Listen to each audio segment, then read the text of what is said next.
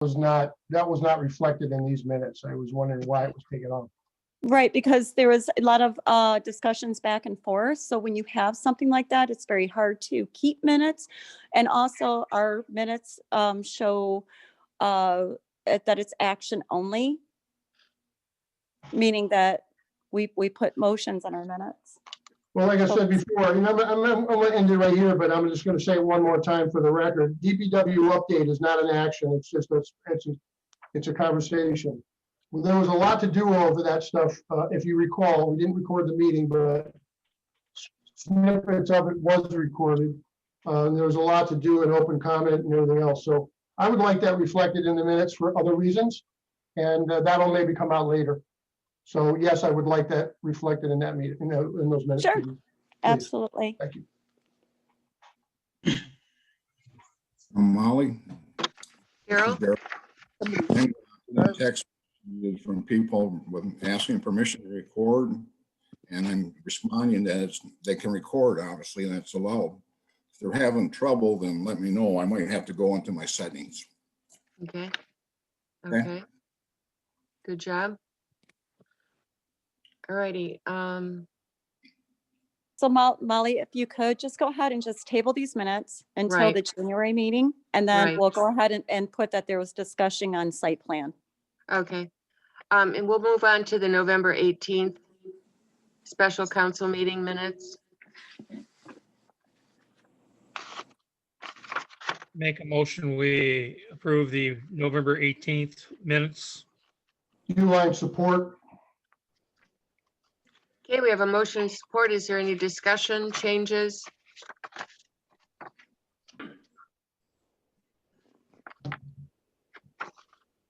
Okay, hearing none. Debbie, we'll take a roll call vote. Okay, Cattell, Yes, Uline, Yes. Quintanilla, Yes. Corey, Yes. Mullins, Yes. Morehouse, Yes. Paulette. Yes.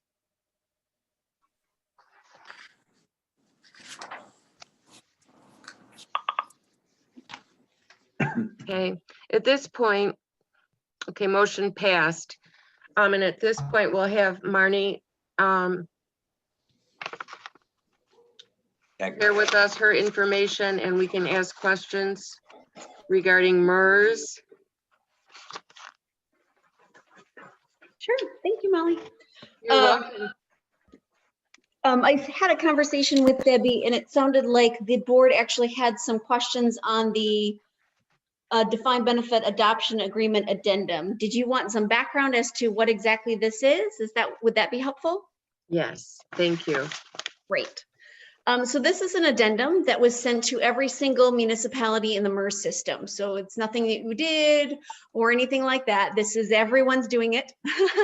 Some of the things that are changing is the plan document is updating some language and further defining things based on audit practices and best legal practices. And so this is something that you are simply verifying how you report these specific issues to MERS. In the past, we haven't asked for all of the detailed information. For instance, when a employee goes out on workers' comp or they go out on a short-term disability, we simply rely upon the employer to decide what their policy is about that and to report or not report service based on their policy. In the past, if someone calls and says, how will this affect our MERS pension? We say, you need to talk to your municipality. They're the ones who report it. Based on information and feedback we've gotten from many municipalities, as well as confusion when one person's been doing the job for a long time and they leave, and then there's a gap before someone else starts reporting. There's been some backlash of, hey, we don't know what we used to do, or we've never had this situation. What do we do? And we can't answer those questions for you because it's your policy. And so it has come to light through audits and other things that it is better if we collect that information. You still determine the policy, you still tell us how you do it, you still report to us, but we know what you're reporting so that if anyone changes directions or someone's legal team contacts us and says, well, I think this, we can now have on record, our record as well as yours, as to how you report that to MERS. So we're not asking you to change anything you've done. We're simply asking you to verify how you report already. I will tell you that for some municipalities, they have it down, it's in their contracts, they've had situations, and other municipalities are like, we've never had a workers' comp case. I don't know what our policy is. We've never had this. I don't know. So in that situation, we're still asking you to define it, because you need to define it and then tell us how you're doing it. So this form is not changing anything that you have with MERS. It's simply giving us more clarification so that we can have it on record and you can have it on record. So there's two parties with record of that in case there's ever questions. Does that make sense? Mhm. Okay. Okay, So did you want me to go through the addendum, or was there specific areas, or were you all set and you just needed some background?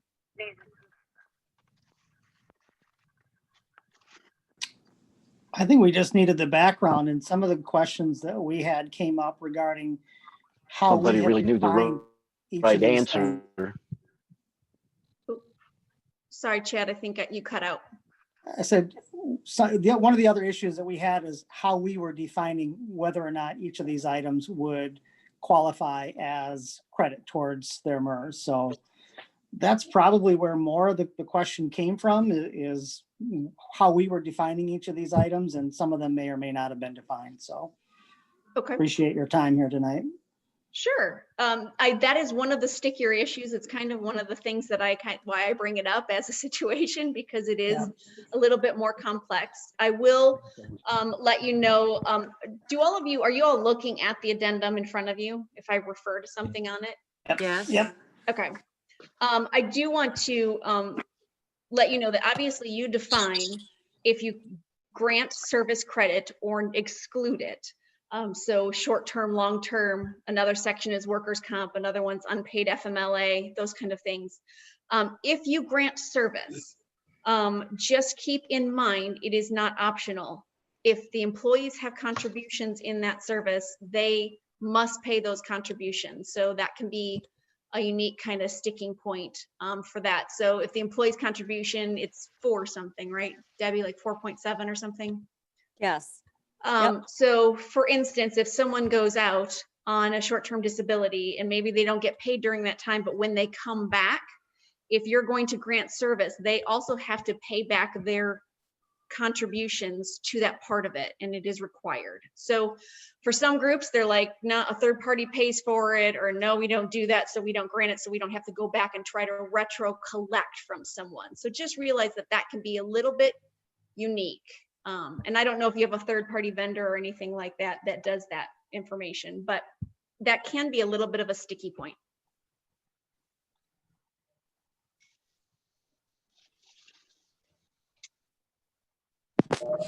And I looked in the personnel manual, and there are not specifics mentioned in that. Chad, you asked that be checked, and I didn't find any specifics.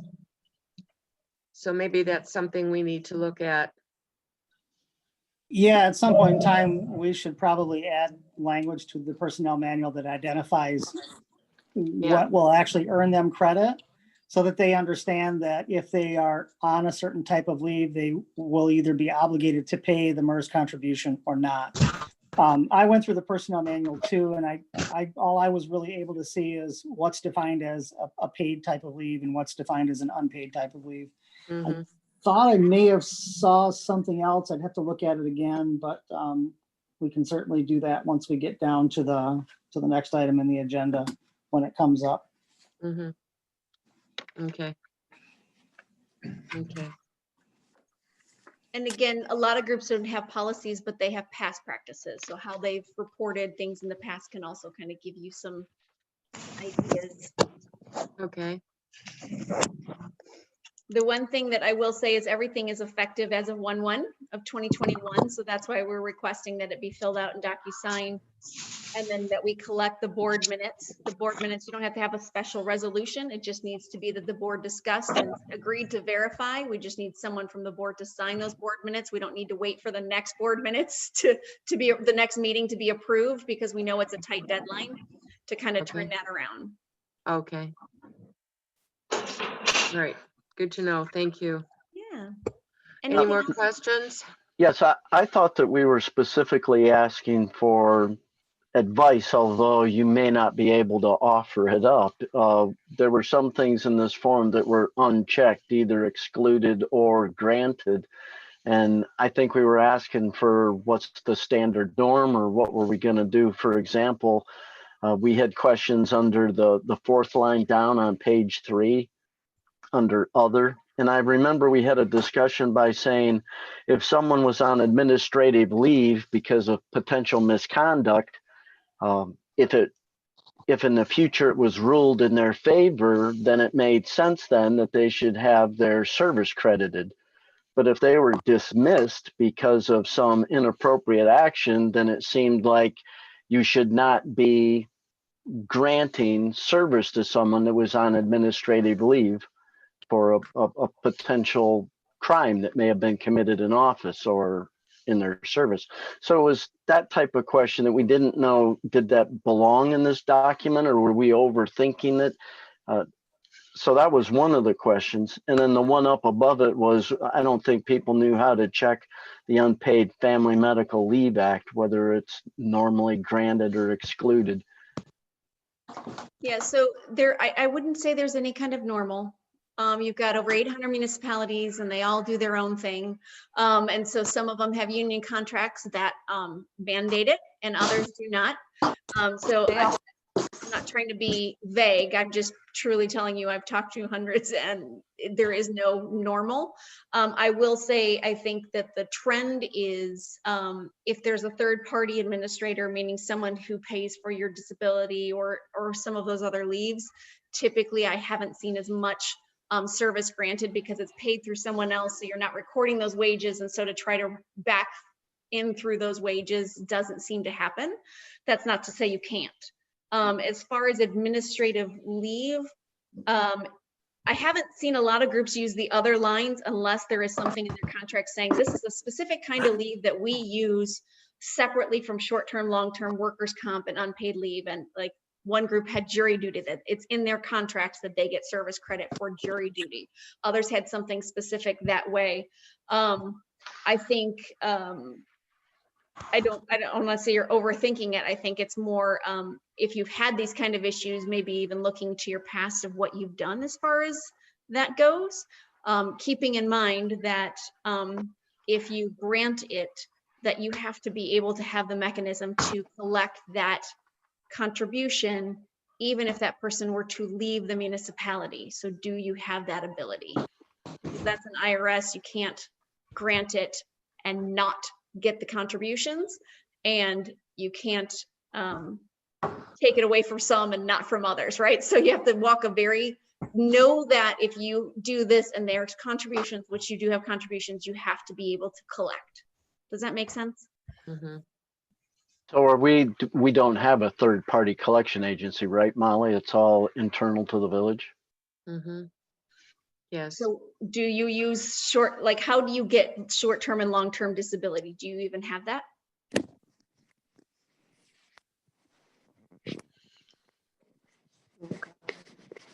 Yeah, Marnie, oh, it's Debbie.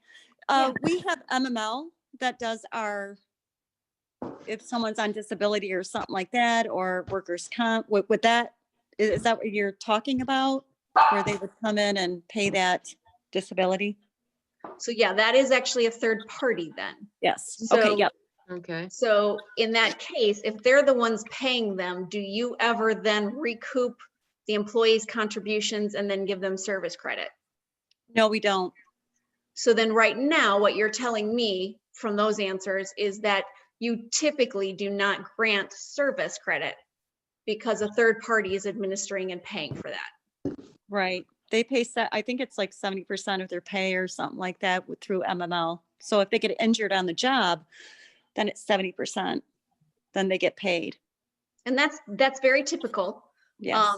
But if you're not currently collecting contributions and reporting those things because they're not even on your payroll during that time, it's on a third party.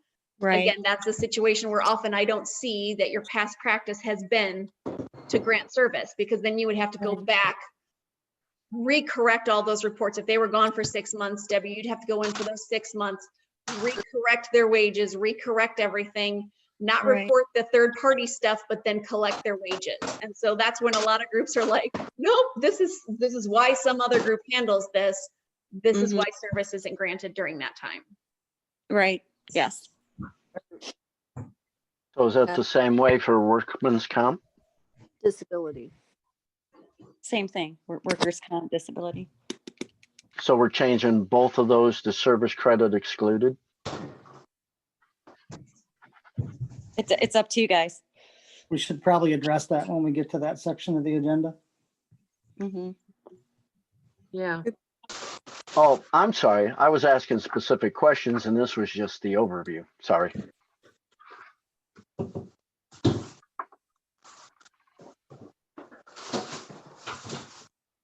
okay. Do you have any more questions so that when we get to the new business MERS amendment, you feel like you've had everything answered? I think so.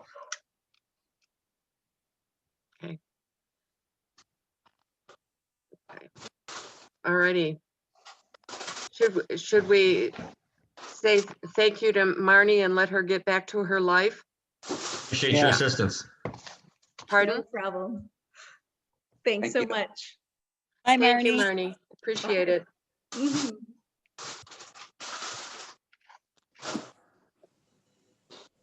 Okay. Okay, at this point, we will take public comment. And I would like a name and an address, and you have 3 minutes to speak.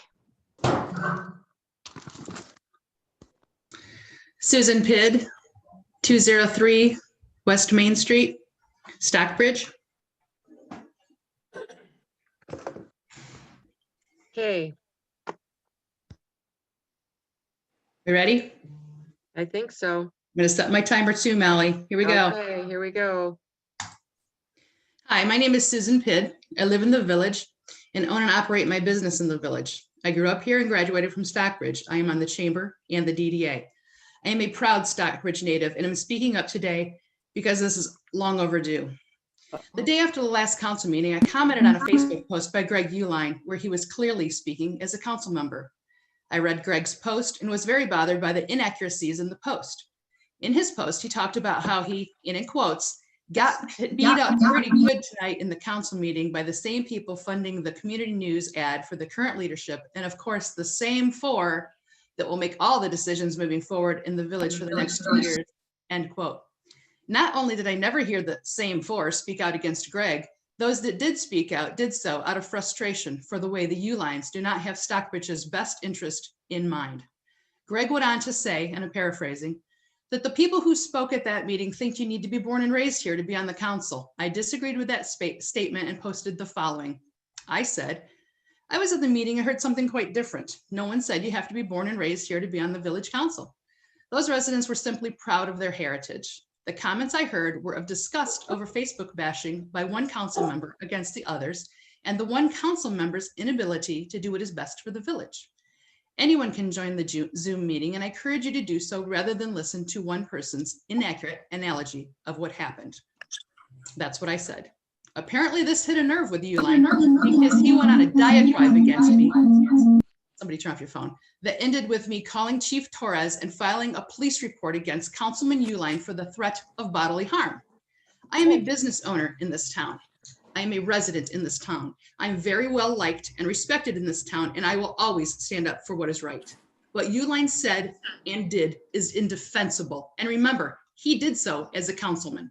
Publicly, he called me a failure. He accused me of hating him and his family. He tried to make me look bad by pointing out that I voted against his wife on a DDA matter. He asked me, what imaginary world am I living in? Which was designed to insult my intelligence. And lastly, he threatened me with bodily harm when he posted an emoji that was throwing punches at me and said, you will get it someday. This was all done publicly. When Chief Torres spoke to Greg, he denied wanting to physically hurt me and said he just wanted to make me look stupid. Greg Uline is a nasty bully who threatened to hit a woman, and he did so on a public forum, speaking as a member of your council. As we know, when you speak on, or when you're posting online as a public figure, you must archive all of your posts. After calling the police, I FOIA'd Greg's posts on Facebook and they miraculously disappeared. I don't know why the council will allow this insidious behavior by one of your council members. Doing nothing in the conflict of this basis is unacceptable and condones his negligent behavior. Thank you. Thank you, Susan. Perfectly timed. Okay. Okay. She practiced. Okay. If everyone can mute their phones, because there's a lot of background. I don't know who's doing it, Molly, but I don't there's either. there's a person who's on here and it's, yes. Okay. Everybody looks muted at this point. Okay. Anyone else for public comment? Yes. My name is Jerry Uline. I live at 617 South Clinton Street in Stockbridge. Okay. First, I'd like to address the agenda item where there'll be a presentation by Mike Lee. The last village council meeting I perceived and felt was a total ambush. We came on to that meeting and it was very well orchestrated that the people that were coming on to talk about a specific topic that was added for the reason of John Torres sending an email to council member Greg Uline about his safety, which we could send to you, turned into a public attack because people didn't like the word site plan being challenged in the Stockbridge Activity Center. I find Susan Pidd's comments rather disturbing. The reason why they're disturbing is people can have an opinion about what people say, but when you go to the level of trying to have my husband arrested because you fear for your life because of a social media post, my husband doesn't have as much as a speeding ticket on his record. So I don't appreciate your coming after him and creating something that didn't exist. I think it's dangerous. In addition, I am tired of Ms. Pidd's harassment. I just received a letter from the Stockbridge Chamber of Commerce, which we will have to address as well. It's been nonstop harassment since she decided to leave a company that we happen to work at simultaneously. Yes. Lastly, I would like to address that Mr. Lee's presentation of information we feel will be a direct violation of our First Amendment rights. You might not like us, guys, but we have a right to say what we believe is accurate. And no, our family has never physically presented any harm to anyone ever. We're just very vocal.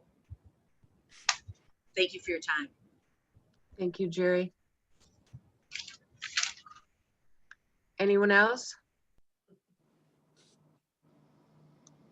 Sure. Hi. My name is Melissa Powers Taylor. I live at 323 West Elizabeth Street in Stockbridge. I don't know if this is the right time in the meeting to say what I have to say, so bear with me. I work for the state of Michigan, and I just wanted to bring it to everyone's attention that I have witnessed a few things in town. And I'm saying this just for just for everyone's knowledge, just for your educational purposes. If you're going to demolish a building, you need to notify both the Michigan Department of Environment, Great Lakes and Energy, the Air Quality Division, Asbestos NESHAP program, and the Michigan Occupational Safety and Health Administration. So I have witnessed a building being demolished in Stockbridge by, I'm assuming, the current owner of the old middle school. I did look up in the public database and a notification was not filed with either agency. So that has been reported to both agencies. Right. And then also, anytime a building is going to be renovated, you need to notify, again, both agencies of that. 2, 3, which house? 14, 18. Melissa? Can Yeah. someone please mute their phones because we're getting a lot of, Melissa, are Got it. you finished? No, I'm sorry. Someone Okay. interrupted me. yeah, Yeah, I know, hon. we have a couple people making noise in the background. Please continue. Okay, so yeah, I just wanted to make you guys aware that I believe the owner owns a construction company, so he should be aware of those requirements. So I just want to make sure that they are following those requirements as a citizen. It's a safety issue. And then also, I'd like to see that the water quality reports, instead of just being sent out once a year in a newsletter or with the water bill, I'd like to see those posted online. It would make for greater visibility, and then help the citizens to keep track of what our water quality is like every year. I know we have great water quality, but it would be a lot easier if we can go back and look at the water quality reports if they're posted online. So it's pretty easy to do. If you guys need help with that, feel free to let me know. Can I get your name again? Melissa Powers-Taylor. Powers-Taylor. Okay, it is on the website. Okay, Yeah, there And are how- certain, oops, stop. it There is are- on the website. How many years do those go back? We can go back. I can't answer. I'm sorry, Molly. I'm sorry. But Melissa Power, and what is your address? I'm so sorry. 323 West Elizabeth. Oh, okay. So I've Gotcha. emailed you guys have emailed them to me before, but if they're on the website, if you could send me a link. Absolutely. 'Cause I've looked and I've been unable to find them. Okay. Okay, thank you. That, we're not really supposed to be discussing during public comment. Any more public comment?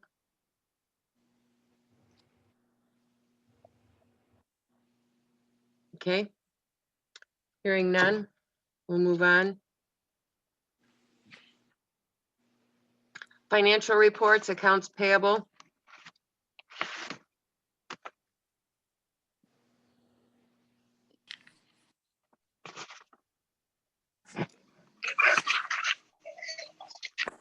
Move to approve the payment of bills in the amount of $115,740.72.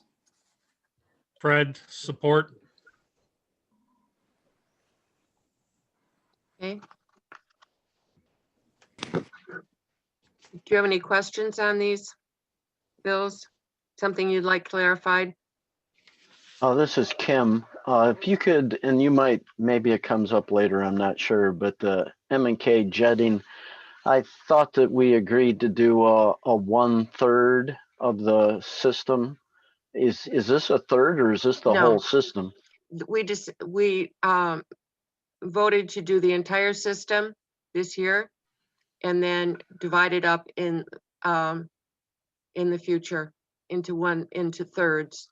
Okay, so that's why this is so high. So because they did it all. Okay. That's correct.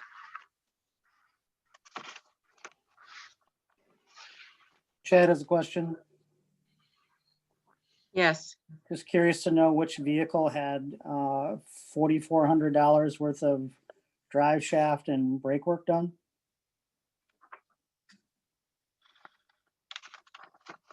The Carney's? Was item? the- Molly, that's a snow truck, snow Yeah. box. The yellow truck? No, No. the plow Plow. truck, the No, plow salt truck. Salt. It had all the hydraulics replaced. Where is that? Oh, there it is.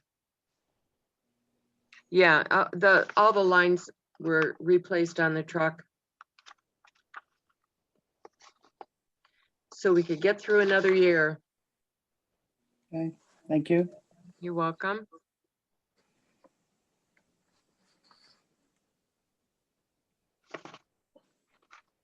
Any more clarifications?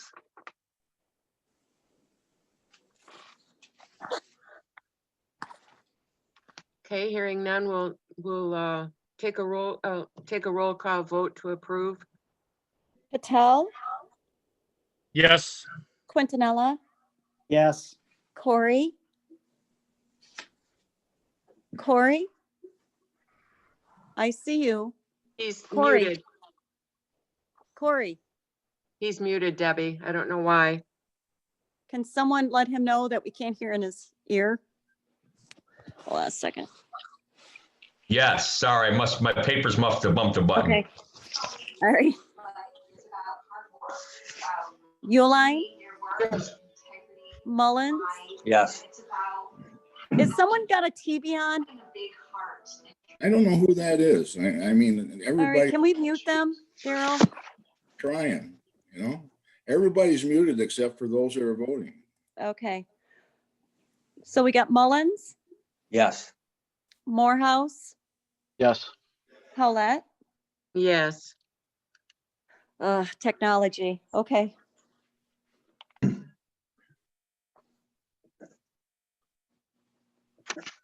Okay.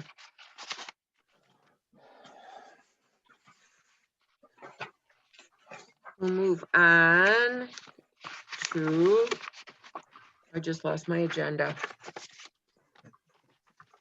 MERS, Molly. Okay, President update. Oh gosh, yeah, sorry. okay, Getting well, above there's, myself. you can read that. There's not much on it this time.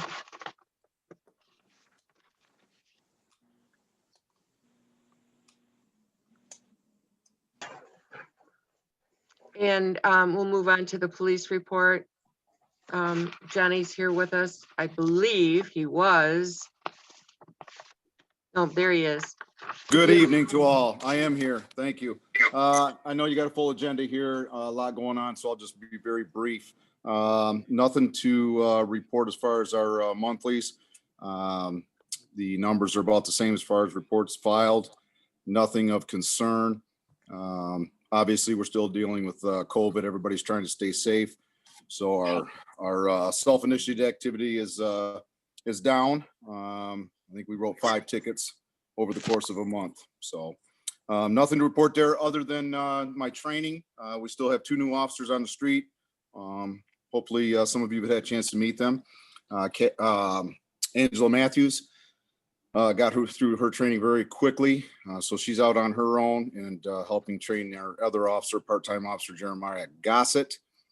So he's going to be in training for another probably couple months. So no concerns. Things are progressing as expected. That's about all I have for you. Okay, thank you. Any questions for Chief Torres? Yeah, Chief, I have a question for you. It was brought up in public comment that I was being accused of bodily harm on a resident of the village of Stockbridge on cyberbullying. It was also told to me that it was a non-issue and there was no, I think you sent me an email saying there was no travel forward on that, but yeah, it was brought up again. I just wanted to know, is that reflected in this report? Because I have to detail this for people that are interested in this subject, but your email stated that that was a dead issue. Is there something else that I'm not aware of that came out of that our conversation, other than the email that said it was not going to be moving forward? No, the complaint that was referenced is a closed file. I believe I sent you a copy of that report, did I not? You said it was closed, but unfortunately it came up in public comment again from the same individual, and I was just kind of taken aback on that. Seems like I'm being harassed now in public and things that didn't really go anywhere or didn't happen. So I just wanted to make that a point. And I wanted to hear from you that you actually did say it was a non-issue moving forward. That was That's correct. It is a closed complaint. Thank you so No much. further. Yep.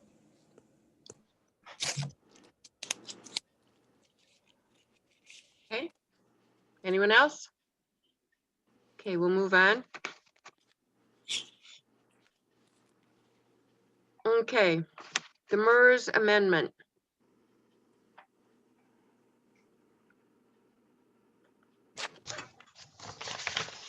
Hopefully you've had your questions answered.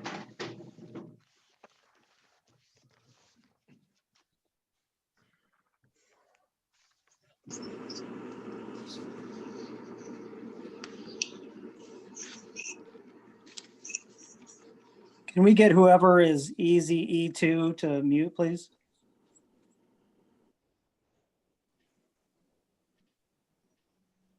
Thank you. Okay.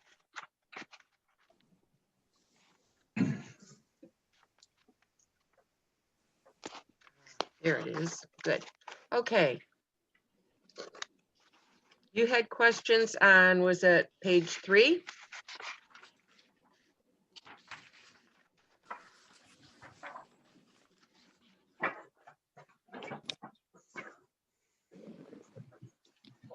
Okay, now I have some questions about this. It's Unpaid Family Medical Leave Act. At some point, we're going to have to sit down and make some decisions on things like this that apparently have never been brought up before.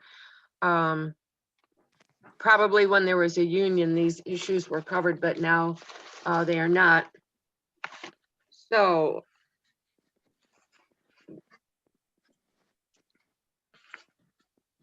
do you want to take votes now on service credit granted? This is due what, January 1st? Service credit excluded.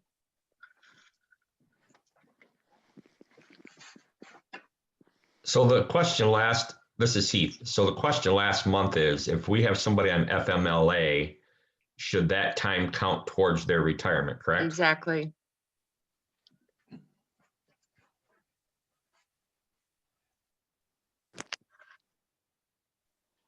After tonight's explanation of MERS and what she provided us, I would think that the appropriate way to do this would be to grant service for hours worked, or maybe certain types of leave that the village pays for that type of leave. I know administrative leave came up, and in thinking about that, if you put someone on administrative leave, whether it's for, a conduct or disciplinary action or anything like that, and they are found to be, not in violation, obviously we would have otherwise given that person credit for their time worked.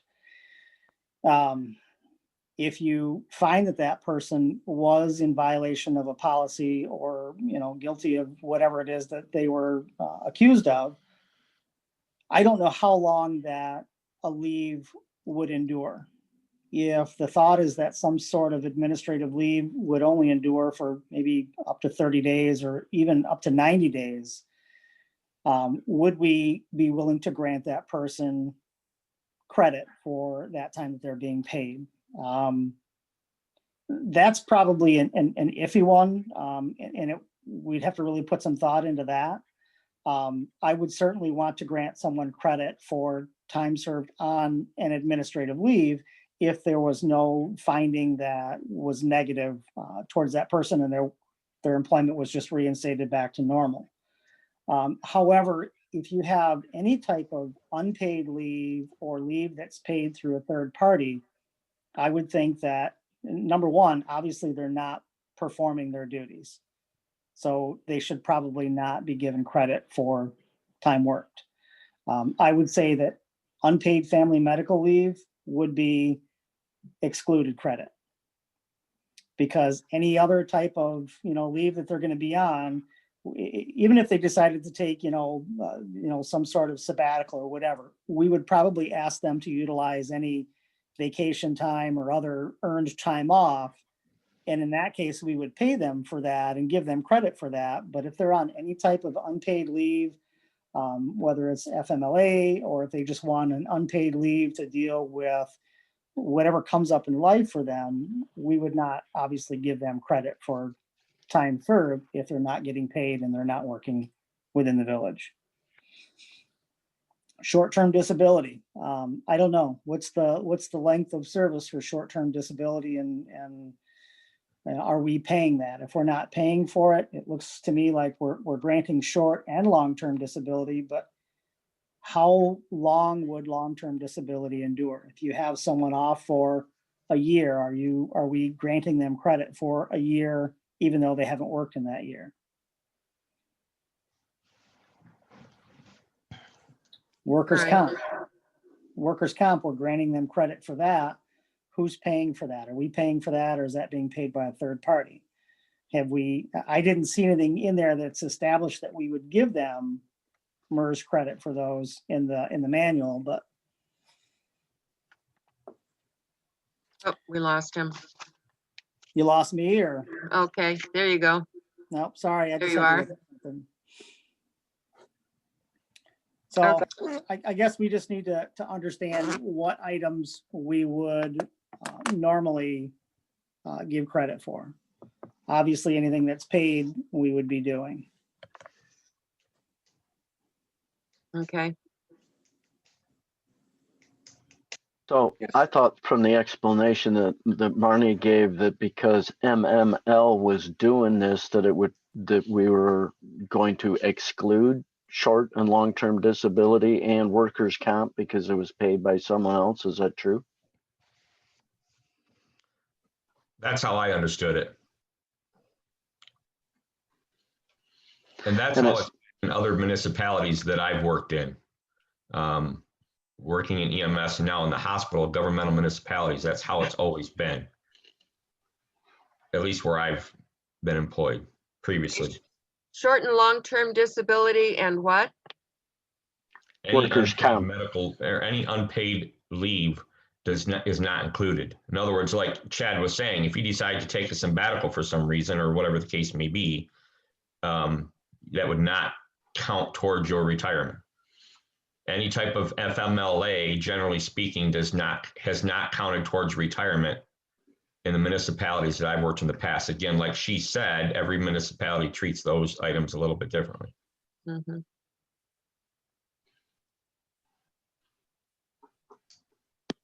Any non-work related leave that is not paid by a municipality, or I'm sorry, a third party, in other words, should not be included. If I explain that correctly. Okay. So, I think what we need at this point is a motion, a specific motion. If you can make a motion to include, just make a motion. Oh, you just discussed Chad or Heath. So do we want to do this just on this type of leave portion here? That's what we're working on. That was the section that was in question. Would Unpaid it- Family Medical Leave Act, and then other. So would it make sense to maybe call on John, since he has officers that may find themselves under some sort of leave, and make sure that we're covering that in any documentation that he may have, or their contract or anything like that? Molly, I can offer a little bit of information from my perspective if you like. Okay. So from what I'm hearing, the board wants to do, as Chad stated, if there's an administrative leave, if we, let's say for the officers, if they are involved in an officer-involved shooting, or there's some allegation brought against them, we have to have time to investigate and vet that out. So Right. there's some instances when we would put them on administrative leave. At that point in time, they should be afforded all rights and contributions until such time that they're either cleared of any of the wrongdoing. And even if they are found of some type of wrongdoing, then it would be on the administration to dole out some type of punishment through suspensions and things of that nature. But if they're cleared, they're back to work, we've paid the contributions. If it was, depending on how egregious it was, they would maybe be terminated. Therefore, you're covered and you didn't put out any more contributions in that respect. As far as family medical leave, they would have to use all of their accrued time off through sick time, vacation time, compensatory time, anything that they have in their bank. They have to exhaust all of that, and then it would get to the policy that which you folks are trying to work out as far as your contributions at that point, because they would no longer have any time in the bank. Okay, then the village could, let's say in this particular instance, maybe an injury, skiing or something, where you break a leg. So you go through all of your sick time, vac time, you're a good employee, the village wants to stand behind you, and hopefully you heal and get back to work. But if you go through all your time, then we're just saying, okay, continue to convalesce at home, and we'll give you some time to do that, but you no longer have any time in the bank to contribute to your retirement and so forth. So that's what has to be weighed in, what you guys are doing. I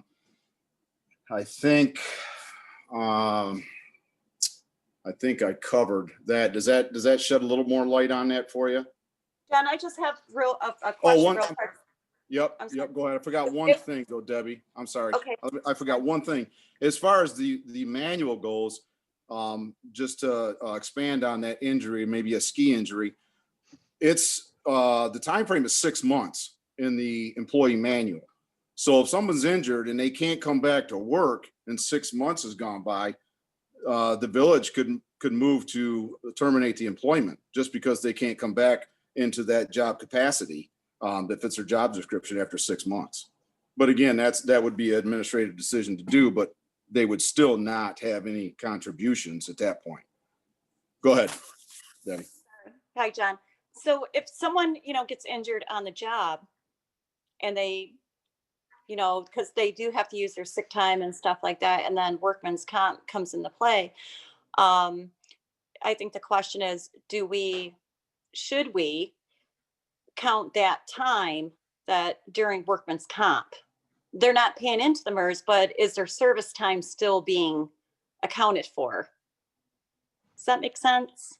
If it's a duty injury, then yes. I believe it should be. I absolutely believe it should be. Yeah. I just want to point that, yeah. Yes. What you're trying to say is if it's an elected time off, like for family medical, what I've understood from everybody I've ever heard of is that you have to take everything, like John said, that you have coming to you. And after that, you can take off, but you don't get paid for it. So if you're not getting paid for it, I don't think you should accrue the time towards your retirement. Correct.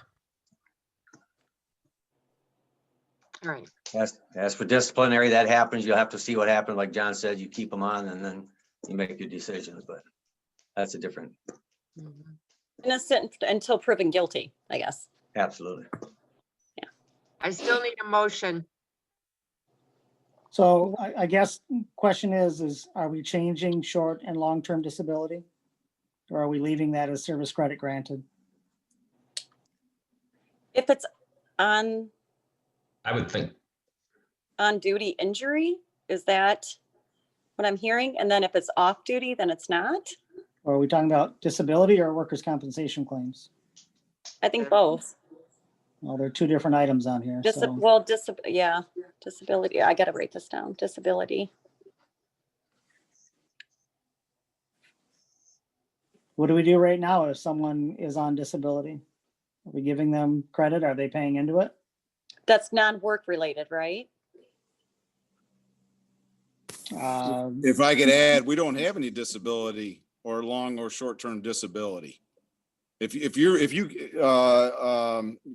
contract cancer, we don't pay you when you're off. We don't have that. Well, then we shouldn't probably grant credit then. Correct. Right. Do not grant credit. Okay. That needs to be changed. And Molly, what we're doing is we're gonna do this so you can have a motion. Okay, can I get a motion at some point? Okay, A so, lot of discussing. so So di- disability do not grant credit towards, okay, Risk MERS credit excluded, that should be then. excluded. Thank you, Molly. Okay, next one, Chad.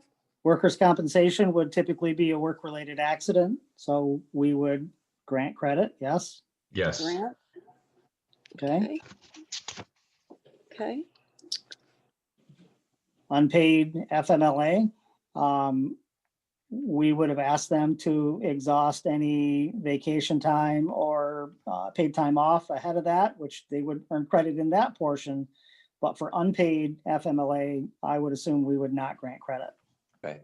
okay, exclude. Yeah. Okay, So other, if we have any, like a paid administrative leave, which I would think that we would be paying someone in the event of an officer involved shooting. I don't know what other situations you might have, but you could have other administrative leaves that would come into play. I would assume that you would probably grant service credit for that. okay. Anybody have other thoughts on it? Well, and I understand the portion that you're talking about, if somebody, if there's a gun issue or a shooting issue and they have to be placed on, but would there be other issues that would be a negative that somebody would be, an other for whatever off, not just, a line of duty stuff? John, I think that would be a question for John, because I'm really not sure, what would happen to somebody, and especially in the police department. DPW is a little different, but police would be looked at differently, in my opinion. John, Yeah, I'm sorry, I was talking over you, Greg. I think like what you're saying, and I mentioned if somebody drops an allegation on an officer of some type of wrongdoing, then I would have to have some time to investigate, the merits of that. So I may have to place somebody, depending on the allegation, on administrative leave for a while. And that would be your call, obviously, the supervisor, and then we would determine at that point, because if we blanket say credit for that, then, we could be giving somebody credit for something that you're putting them off duty for a reason, and it wouldn't. No, I think that it should be. It should be, because again, it happens, more frequent than I would like, that we have an allegations that's made and we have to put somebody on administrative leave till we investigate it. And then we can either, exonerate them or uphold the allegations. And then the punishment would come in to whatever degree. But yeah, administrative leave, they should get the credit still until we get time to, because again, we can exonerate them. Could be an unfounded complaint. I get it. All right, thanks for clearing. Thank you. And I think the one thing that you might want to clarify is that we would, obviously, we're adding an administrative leave item in here because we want to grant them service credit for that. But we should identify that that would be a paid administrative leave. You may have cause to put someone on an unpaid leave for one reason or another. We shouldn't try and set any precedent that an administrative leave is always going to be paid. This is just whether or not we would give someone service credit and for what type of administrative leave. In my opinion, that would be only a paid administrative leave. That's a great point, Chad, and I concur. Can we distinguish between those two, between paid administrative leave and unpaid in number other 1 and other 2? You could just have paid admin for other, paid Right. admin for other and unpaid for Right, let's do other that. two. Is And there what- a checkbox for that? Yes, There is, okay, and one would be granted and one would be excluded. excluded, okay, Right. all right. Okay, so far we have disability, do not grant credit towards MERS, grant workers' comp. That's on the job injury. Exclude unpaid FMLA, and exhaust all, Accrued time, accrued time. And vacation. then other would be paid admin leave, grant that, and then unpaid exclude. Right. Correct. Okay. And We're gonna have to work on that and that language in the employee manual. Is that typically something that we put into the manual? You could reference just this addendum in the manual to identify how they would earn credit rather than wording it in the manual itself. Yeah, but I do think it should be included at some place. Okay. Okay, so Molly, is there anything else, Chad? For that item, no, that would be it. Okay, We can run through the whole thing, or we can have multiple motions because we have the item on page 3 that we have to get for, all of page 5, if there's anything to do there, and those 2 items would still fall under this entire addendum. Seems to me like one motion would be most appropriate. yeah. So do you want me to go over, can someone, Molly, do you want to, if someone can make a motion that we are going to exclude disability, do not grant credit towards MERS, grant workers' compensation of on-the-job injury, exclude unpaid FMLA, but employee must exhaust all, accrued time off. Time. Yep, and then other is paid admin leave, grant that, and unpaid exclude. Right. And then we're also, well, that's something different, but we're gonna reference an addendum in the manual, but that's something that's off, so. Are we gonna have multiple motions for one document, or are we gonna read through the rest of it and identify any other changes? Let's have a motion for what we just did. Okay,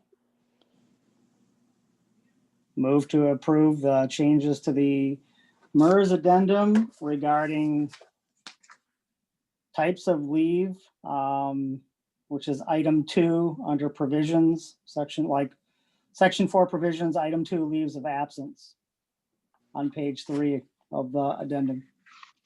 Support. Okay, we have a motion and support. Any more discussion?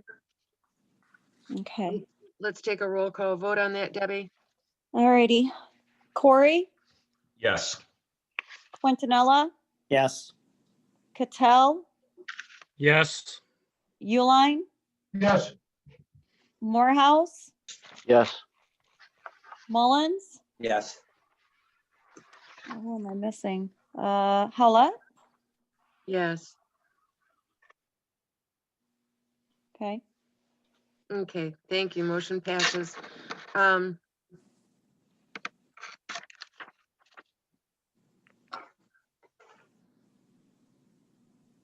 Was Okay, there anything else on this?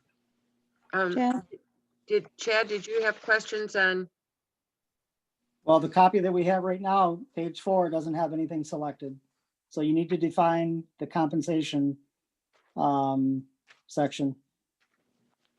Page 4? Yep, what is considered compensation? Oh, select your Okay. definition of compensation here. If you choose to customize your definition, skip this table and proceed to page 5. All right. So we're not going to use page 4 then. Mm-mm. Or does it mean that we use page 4 and not customize on 5 and just take their default from page 4? I think the default is what we're already engaged in right now. So maybe we just ignore page 5. It seems Well- like they're mutually exclusive from their box. Select your definition of compensation here if you choose. Oh, I see what you mean. So then we got to check one of those 3 boxes at the top on page 4. Right. Yeah. Mhm. The only thing is that you get some things in here that we would want included under base wages. Under box 1 wages, you're including something that, maybe we wouldn't give them, consider their compensation. Like, do we consider personal use of a company car compensation? Do we consider prizes and gift cards compensation? No, Then we probably want to just use the custom then. so page 4 is good with you, Chad? Yeah, we can skip page 4 then and All use right. page 5 for custom. Okay, Here we go. Most of this has already been done for us. Salary, hourly wages, on-call pay, PTO use.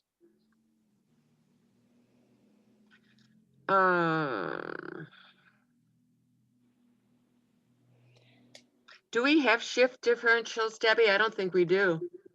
No, I don't think so, Molly. No. Well, So that shouldn't be marked. I think Well, it's if you more have a one- union kind of thing.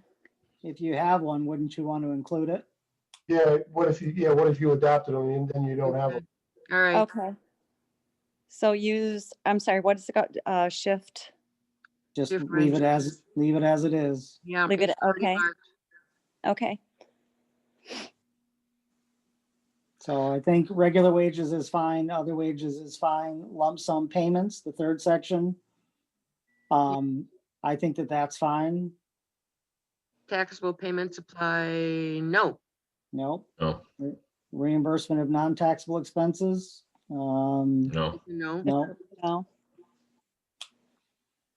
Types of deferrals. What does that mean? Well, it's asking whether or not you define these as compensation. Do we provide a 457 plan? And if so, do we consider it compensation? Do we have a 125 plan? Do we consider it compensation? IRAs? No. So we have one, but it doesn't affect the village, meaning that the village doesn't pay into it. It's just the employee, Yep. the 457. If they choose to. What is a 125 cafeteria plan? God, Greg, I don't know. I have no clue what that even means. I mean, obviously, it doesn't, I'm assuming it doesn't apply to us, but I just was curious if anybody knew what it meant. No worries. 125 cafeteria. I know what a FSA and HSA is. I do not know what a cafeteria plan is. Greg, a 125 cafeteria plan is an employer-sponsored benefit plan that lets employees pay for certain qualified medical expenses such as health insurance premiums on a pre-tax basis. Typically, they can use pre-tax money to pay for health insurance premiums, retirement deposits, or other benefit options. Wow, thank you. That sounds like pay-as-you-go plan. Right. Okay, So- we'll move on. Types of benefits, non-taxable fringe benefits of employees. I'd say that should be a no. Yeah, definitely. Yep. What page is that? Same one? Same page 5, Okay. section says types of benefits. All right. And I think all this is really doing is it's saying, what do you want to include in the total compensation that they're going to take that 4.5% out of? Yep. So are we going to make them contribute 4.5% of their, their health benefits? No. It's just going to be their hourly wages primarily. Mhm. Okay. All right. Mandatory contributions applied, No. defined benefits, MERS healthcare savings program, we don't have that. Okay, so that's a big no. Taxable fringe benefits, clothing reimbursement, we do have that. Yeah, but I wouldn't consider that something that we would need to calculate their MERS contribution against. There you go.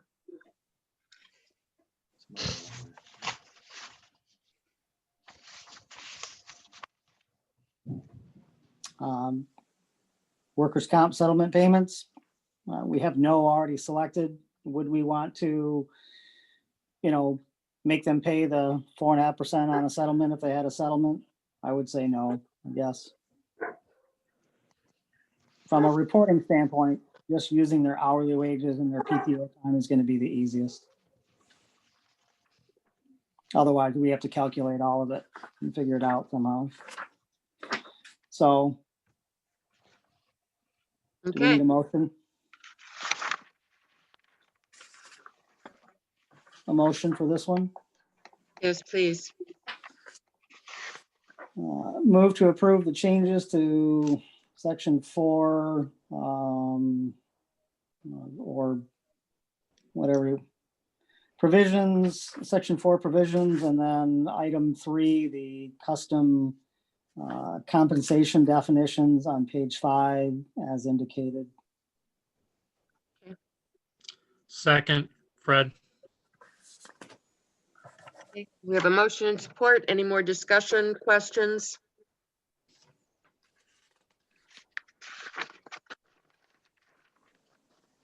Hi, guys. All right, I got to approve section 4. Number 3, compensation item. And page 5 as comps. Can you repeat your thing? I'm sorry. I just want to make sure I got it. Move to approve section 4, item 3, custom compensation table on page 5 Item 3, as discussed. page 5 as discussed. Okay. Sorry. That's right. Okay.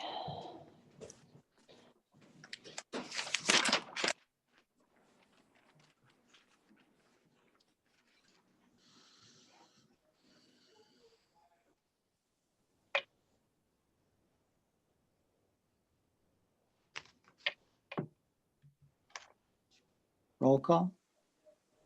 All right, sorry. All right, it's going to be Quintanilla, Yes.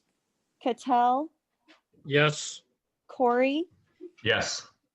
Morehouse, Yes. Uline, Yes. Mullins, Yes. Hollett. Yes. Okay. Okay, motion passed. Thank you.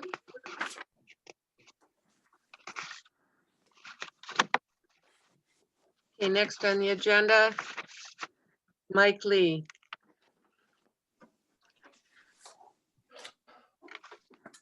Hey. Hi, everyone. Hi, Mike. Hey, Mike. Thank you. Got a 3-page speech, which I included in my packet, along with some other documents. I wanted to be fully transparent and not be ambushing everybody. So I'll begin. Thank you, Stockbridge Village Council Trustees and Village President, for the opportunity to discuss the Village Code of Conduct, which I feel is being violated by Trustee Uline. My name is Mike Lee. I'm project manager for Dalton and Zick Builders. We're a builder and developer located at 305 West Street here in Stockbridge. As I said earlier, I've included a copy of the Code of Conduct section from your Village Code of Ordinance. That would be 4 pages. I numbered them 1 through 4. And again, that particular page, I'm not sure, can you see that yet? There.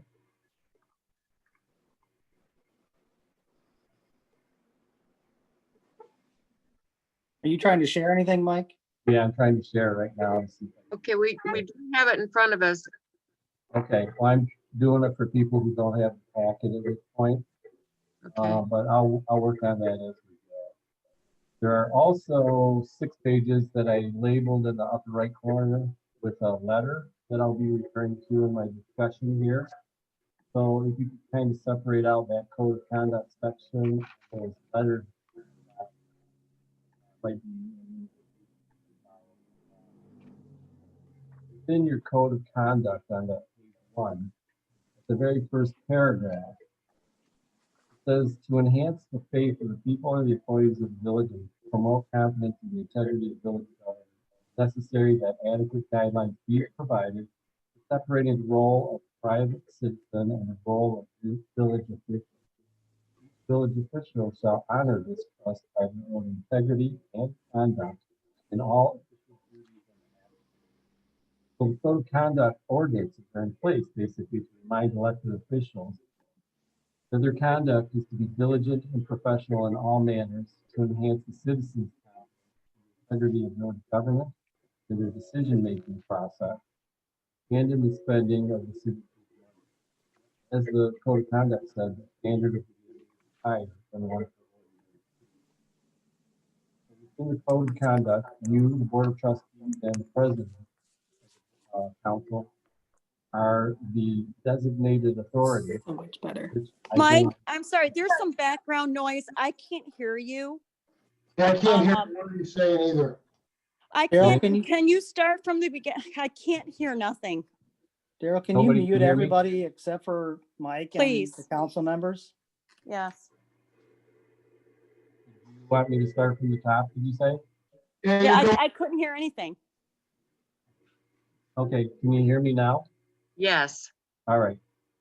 All right, thank you, Stockbridge Village Council trustees and village president for this opportunity to discuss the village code of conduct, which I feel is being violated by your trustee line. My name is Mike Lee. I am the project manager for Dalton and Thick Builders, located here in Stockbridge at 305 East West. I included in my packet so that I can't be accused of ambushing anybody. Hear me?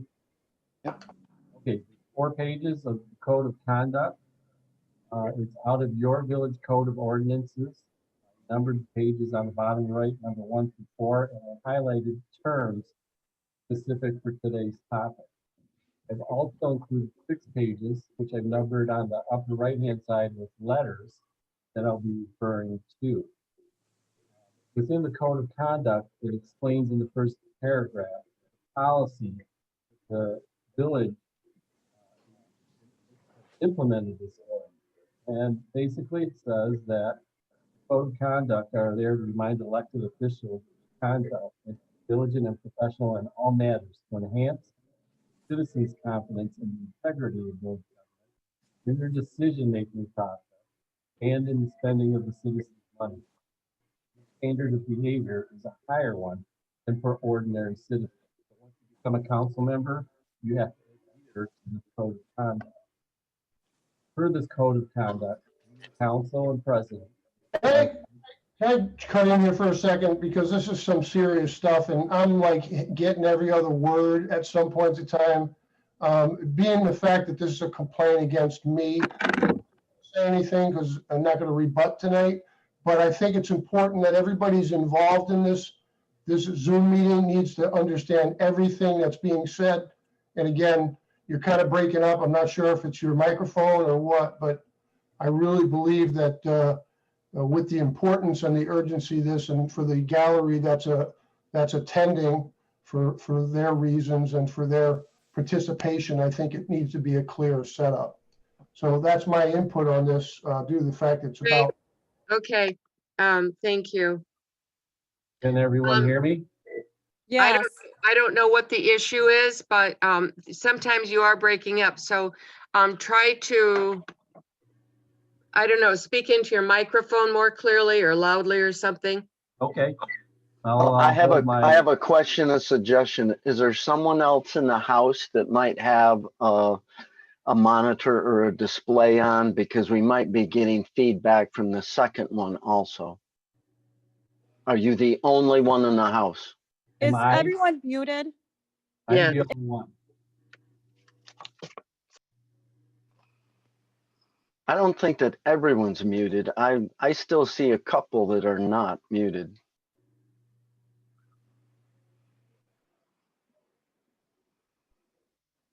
Can you see what the name is on the unmuted ones? We're at. There's one that says iPhone on the second page, or at least on my second page. So. There you go, thanks. So there was probably feedback coming through. All right, Everybody's muted now. I start from the top again. I'd say you're reading verbatim. I don't know if you need to go all the way back to the top, but. All right. that's Up to Well, you. If you have that code of conduct, it explains why the code of conduct.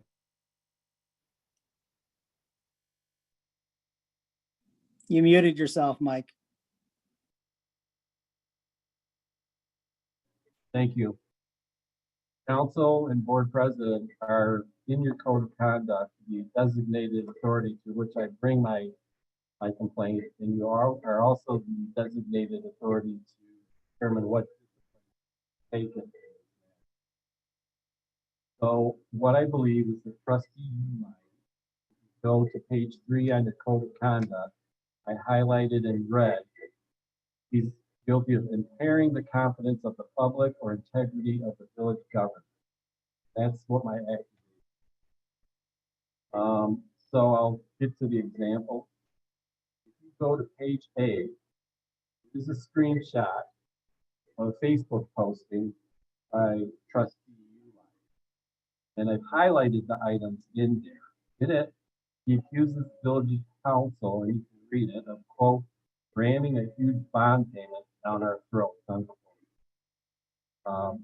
Continues by saying that there weren't public meetings discussing this bond issue, and that my highlight B states that village finances are unstable. Now, an ordinary, regular person reading that will come to a certain conclusion that there seems to be division, lack of transparency, and financial instability at the village. I haven't been at all of these, but you guys know what. So I looked up the minutes for that particular meeting. That's item B. There was an approval to move forward with the structure improvement.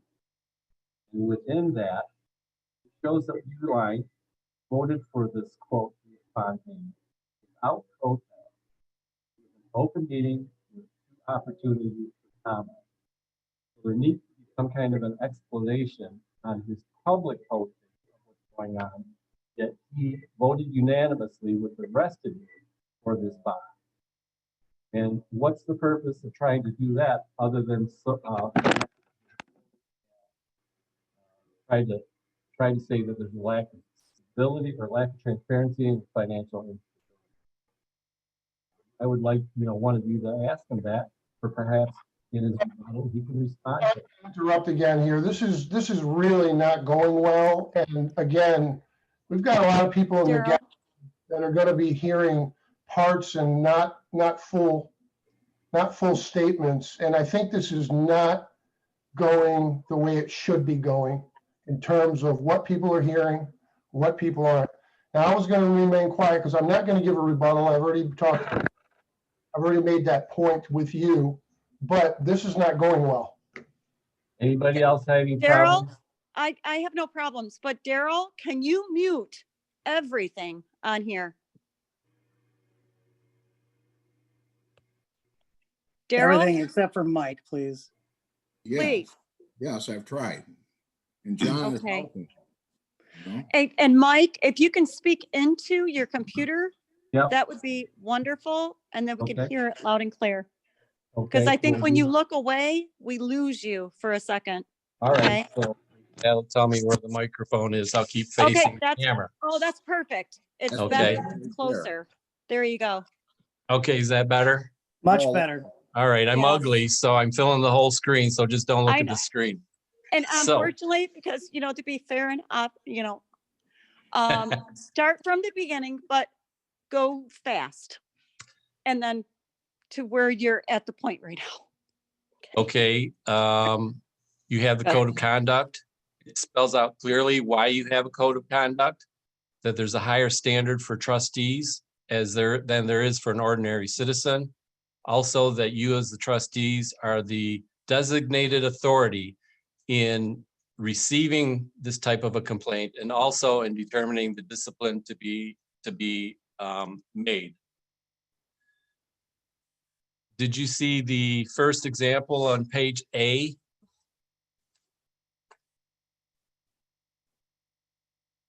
Page A Daryl, is, I think you can unmute the council members right now so they can Right. answer that question.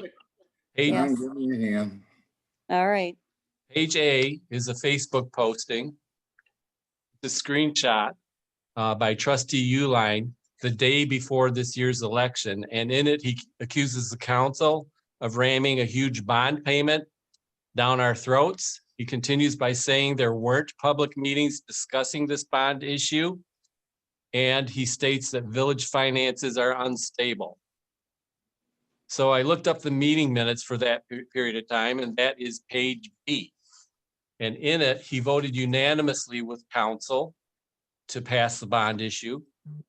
There were 2 public comment opportunities, which are also open to council to speak in, and it was an open meeting. So I failed to see where there weren't enough meetings on it, that this was being rammed down. And he's portraying himself as being different than what he did. I'd like somebody at some point, or I'd like to hear in a rebuttal, the explanation for this. The next page is page C. Another Facebook posting where trustee Uline accuses the 4 council trustees of up for re-election of beating him up. This was referred to earlier. As you recall, he was leading his agenda item titled Site Plan. And I, as a stakeholder in this community, assumed it would be leading an educated discussion on the site plan review process. Instead, he tried to use site plan, quote unquote, as an example of village favoritism toward my employer, that there's a double standard. I had to call him out on his not understanding the term site plan, the site plan review process, not seeking out information on the process, not attending planning commission meetings, not knowing at that point who the zoning administrator is, in spite of his collective 6 years on council. If highlighting this ineptitude is beating him up, then so be it. But the point is, nobody on council participated in that segment of the discussion. So I don't see how he can accuse anybody on council of trying to quote unquote beat him up. Next item is page D. It's planning commission minutes.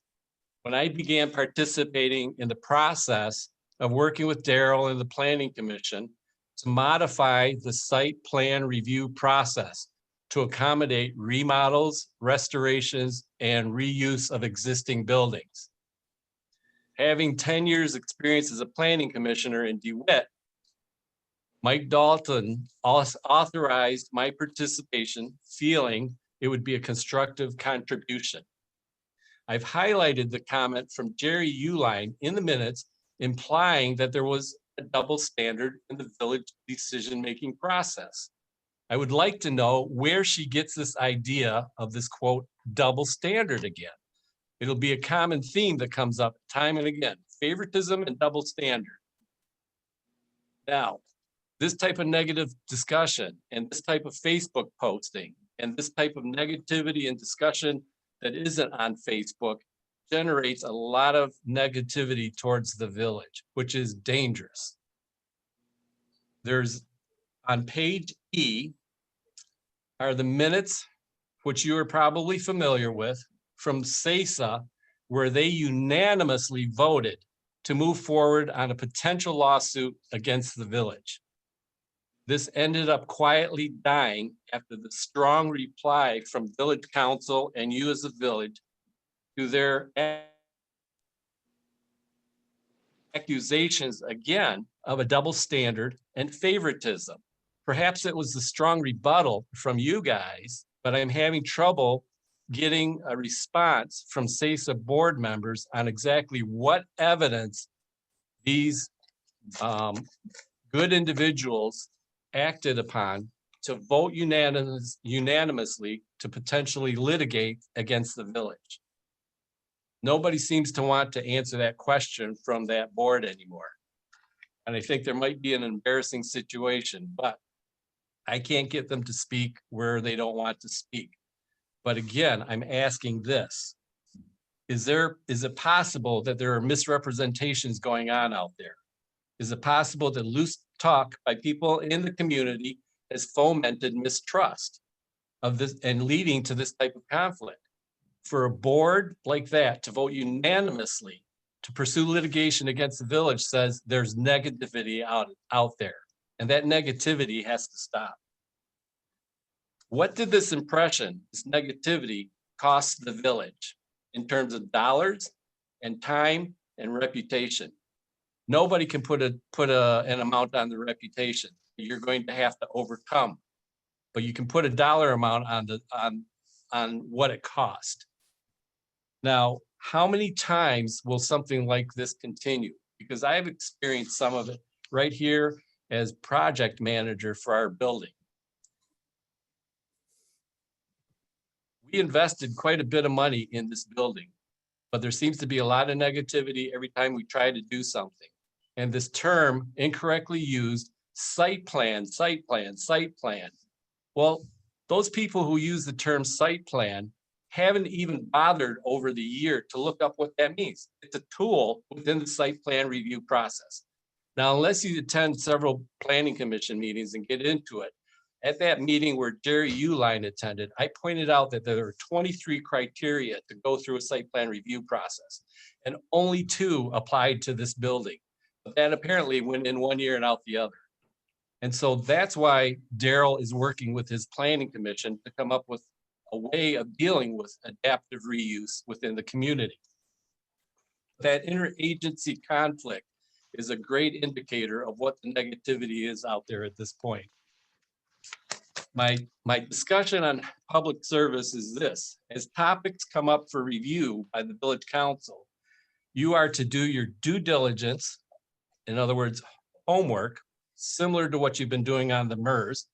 You have to review your agenda packages, ask pertinent questions, get answers until you understand the topic thoroughly.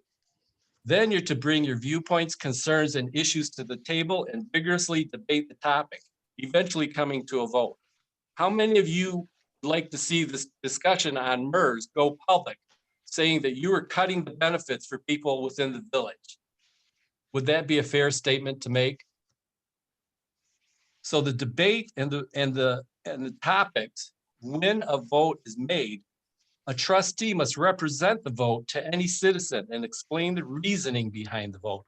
It's not a platform to excoriate fellow trustees, to tout one's own righteousness, to imply non-representation of the citizens, or to imply favoritism or double standard.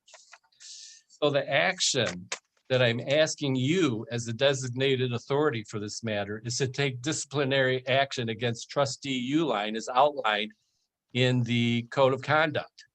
The tarnishing of the village council gives pause to new businesses deciding on whether they should invest in our village. This trustee behavior shows he has no understanding of what it means to be public servant. I sent this packet out with my topic, and what do we get on Facebook from trustee Uline even tonight? That you as a board are going to attack his First Amendment rights. Well, First Amendment doesn't come into this at all. He hasn't espoused a political opinion. He has directly contrasted the unity on your council with an opposite impression of division and incompetence. Now that is not free speech. You cannot yell fire in a crowded theater. You cannot misstate fact. And he's misstating fact to the disadvantage of the village. Inaction by the village council will directly condone this behavior and enable it. It will continue. So this is not an attack on his character.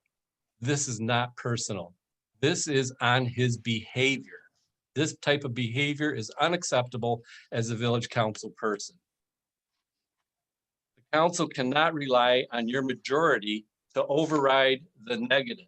Trustee Uline has voted with the majority, yet continues to perpetuate the atmosphere of disunity and incompetence in the village. I don't believe a reprimand or a letter of reprimand is strong enough. I feel that a motion for resolution to censure would be an appropriate track and have included one for your consideration, and that is page F. Now, some of those things on page F you can take a look at and decide whether they're pertinent and whether they're relevant. But I really want to state that there is a huge amount of negativity out there being perpetuated and encouraged and enabled by negative behavior and negative discussion out there. So I again want to emphasize, this is not a First Amendment issue. This is not a personal attack on character. This is not a personal attack. This is strictly aimed and behavior of a trustee that is damaging the village. And with that, I thank you for this time. Okay, thank you, Mike.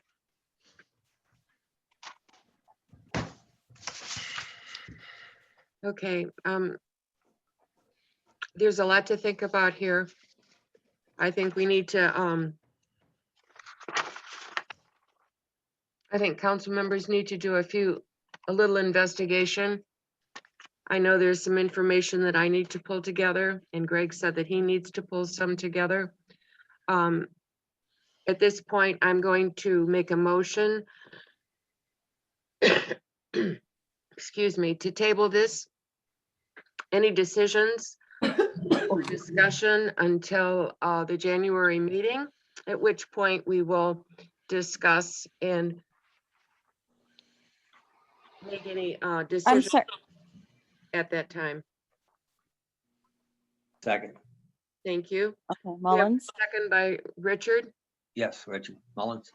Okay. Is there any discussion? Okay, we'll have a roll call vote on that. Corey, Yes. Quintanilla, Yes. Cattell, Yes. Mullins, Yes. Uline. Well, absolutely. Okay, sorry. Morehouse, Yes. and is it Howlett? Yes. Is that everyone? 1, 2, 3, 4, 5, 6, 7. Okay, thank you. Motion passed. We'll move on to the Village 2021 meeting dates. You have a paper before you. Please check them over. Molly, I'm sorry. You made a motion to table this, correct? Yes, To January. yes. And is that to give time for Investigation, investigation? By who?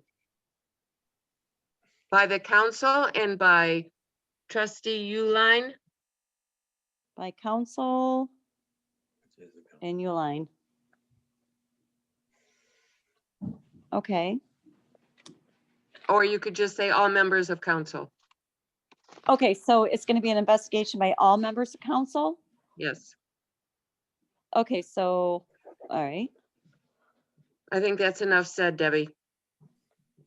all members of council. Okay, Okay, got it. motion passed. All right, look at your 2021 council meeting schedule, please. Check and see that everything is done correctly. Again, for the village council meeting in September, we put it for the following Monday, if you have a problem with that. If you'd like to have it the Tuesday after Labor Day, let me know. I do have a problem with July 5th. That's actually Monday. The 4th of July is on a Sunday, so that is 4th of July observed. So we ought to bump the July 5th either to 1 week later or to the following day, and for the same reason. All right. What do We you, how do you, typically don't do that, Molly. what? Move it July 4th. It's a federal holiday. Yeah, it's not technically, because Monday's not a holiday, but it's just that Monday. No, actually it is when you it's a look at the federal calendar. July 4th is on a Sunday, I thought. Correct. It's a federal holiday. It's the observed day for 4th of July. Oh, So then I'm everybody off that gets a day. 3-day All right, weekend. never mind. How do you feel about those Monday holidays? Do you want to go to the next day or the next week? Either Next- one, probably. I think we should go to the next week. Next week. What's that date, Molly? That would be the 12th. the 12th of July, July July 12th. 12th? Okay. Sorry. And then September 13th would be correct, the way it is. September 13th. Okay. So get your work schedules. Daryl? I'm sorry. Daryl, are you there? Daryl? Unmute. Unmute, Daryl. There you go. Okay, hi Daryl. Is Yeah. your DDA meetings okay You know, I. around the saw holidays? the Agenda, I gotta look at them, so. Okay. Oh, okay. All right. So Is we, everybody- because you guys are on there too, Daryl, we're gonna go ahead and approve those. And if you guys want to change those, we can go ahead and amend that. All right. I didn't know we were on there too. I don't Yeah. see it. You are. I don't see anything that's gonna be a problem. The only time Everett? that there's a problem is around November and December, Molly. Yeah. Yeah. Probably Christmas too, you know, so. Well, yeah. There are no November or December dates on the list. Right. It says to be determined, so that's why. Okay. Anybody have issues with April 5th being the day after Easter? Yeah, I was just looking at that. No. April 5th. Easter Monday. Yeah, but yeah, no. I don't. That would be, if school were in session, that would be spring break, but who knows? Well, it doesn't hurt us. Okay. Make a I'll motion. make a motion that we accept the dates for the council meetings and the SDDA meetings, with the exception of 7/12 being changed. Support? Okay. What was that motion? We have If a we're gonna, We have a motion to approve the council meeting dates and the Yeah. SDDA meeting dates as written. I No, don't have the SDA Yes. meeting written. added to in front of the me. 7/12. Yes, with the exception of July 12th. Well, I can't agree to that because I don't have those in front of me and I can already see there's a problem with December. it's Yes. Daryl, you have to Yeah. agree to them because you're the fourth Thursday of the month and then it's fine. But the thing is that we don't approve your dates for November and December because we put it as to be determined by you guys. So Okay, this that's has all right been then. something we've done for 7 years going on. Yeah. Right. So we have to approve your dates. But then they're gonna change. No, it won't, no, because it's gonna be rescheduled because your dates might fall because you guys always All right. change your dates in November and December for your Thanksgiving and Christmas because your dates fall around Christmas and Thanksgiving. So So we, as long as they can be rescheduled, I'm fine with it. yes, sir. Yeah, just like you guys did with the last one. All Yeah, right.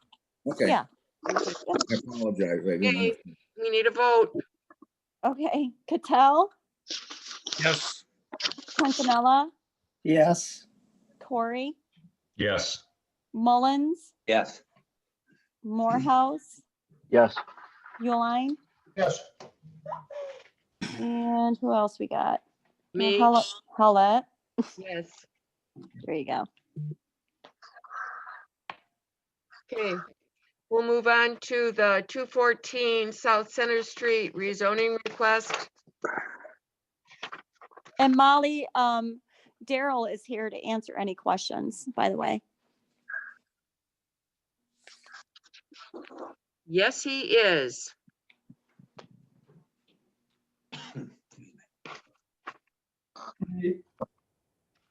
We need a motion first, right? Yes. I make a motion in the resolution regarding application for rezoning from commercial to single-family residential R1 at 2 South Center Street. That's Greg Uline, American citizen. Okay. Richard Mullins. Okay, we have a motion and support. I hope you took the time to drive by this property so that you know what we're talking about. So this is the discussion part, correct? Yes. So this is the building that used to be, I think, an animal veterinarian's next to, behind the car place there. So my question was, and this is for Debbie. Debbie, is then that building in the TIF? Yes, Okay, I So- believe it is. Yes.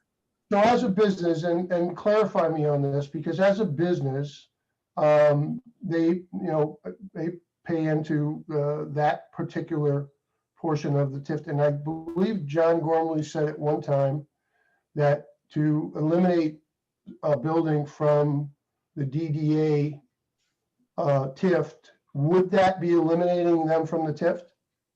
By us rezoning? It would not, Greg. They would still pay into the TIF. Okay, as a residence. Yes. Okay, so that's not gonna be an issue where we're not letting anybody in or out, because I believe. No. that we do No, that. because when you do something like that, is that you have to open it up. So if you open up your TIF district, then people can jump out and they can jump in, but people most likely don't jump in. I'm aware of that. John, is that, Yeah. are you in agreement with that, or is there attorney? I agree that that will not change their inclusion in the TIF district. They're still in TIF. We have several other houses in the village. They're still in the TIF district. It will make a difference whether we zone them out or not at this point. Okay, that was my only question. It's an odd district, Greg. Oh, believe me, I've always said that.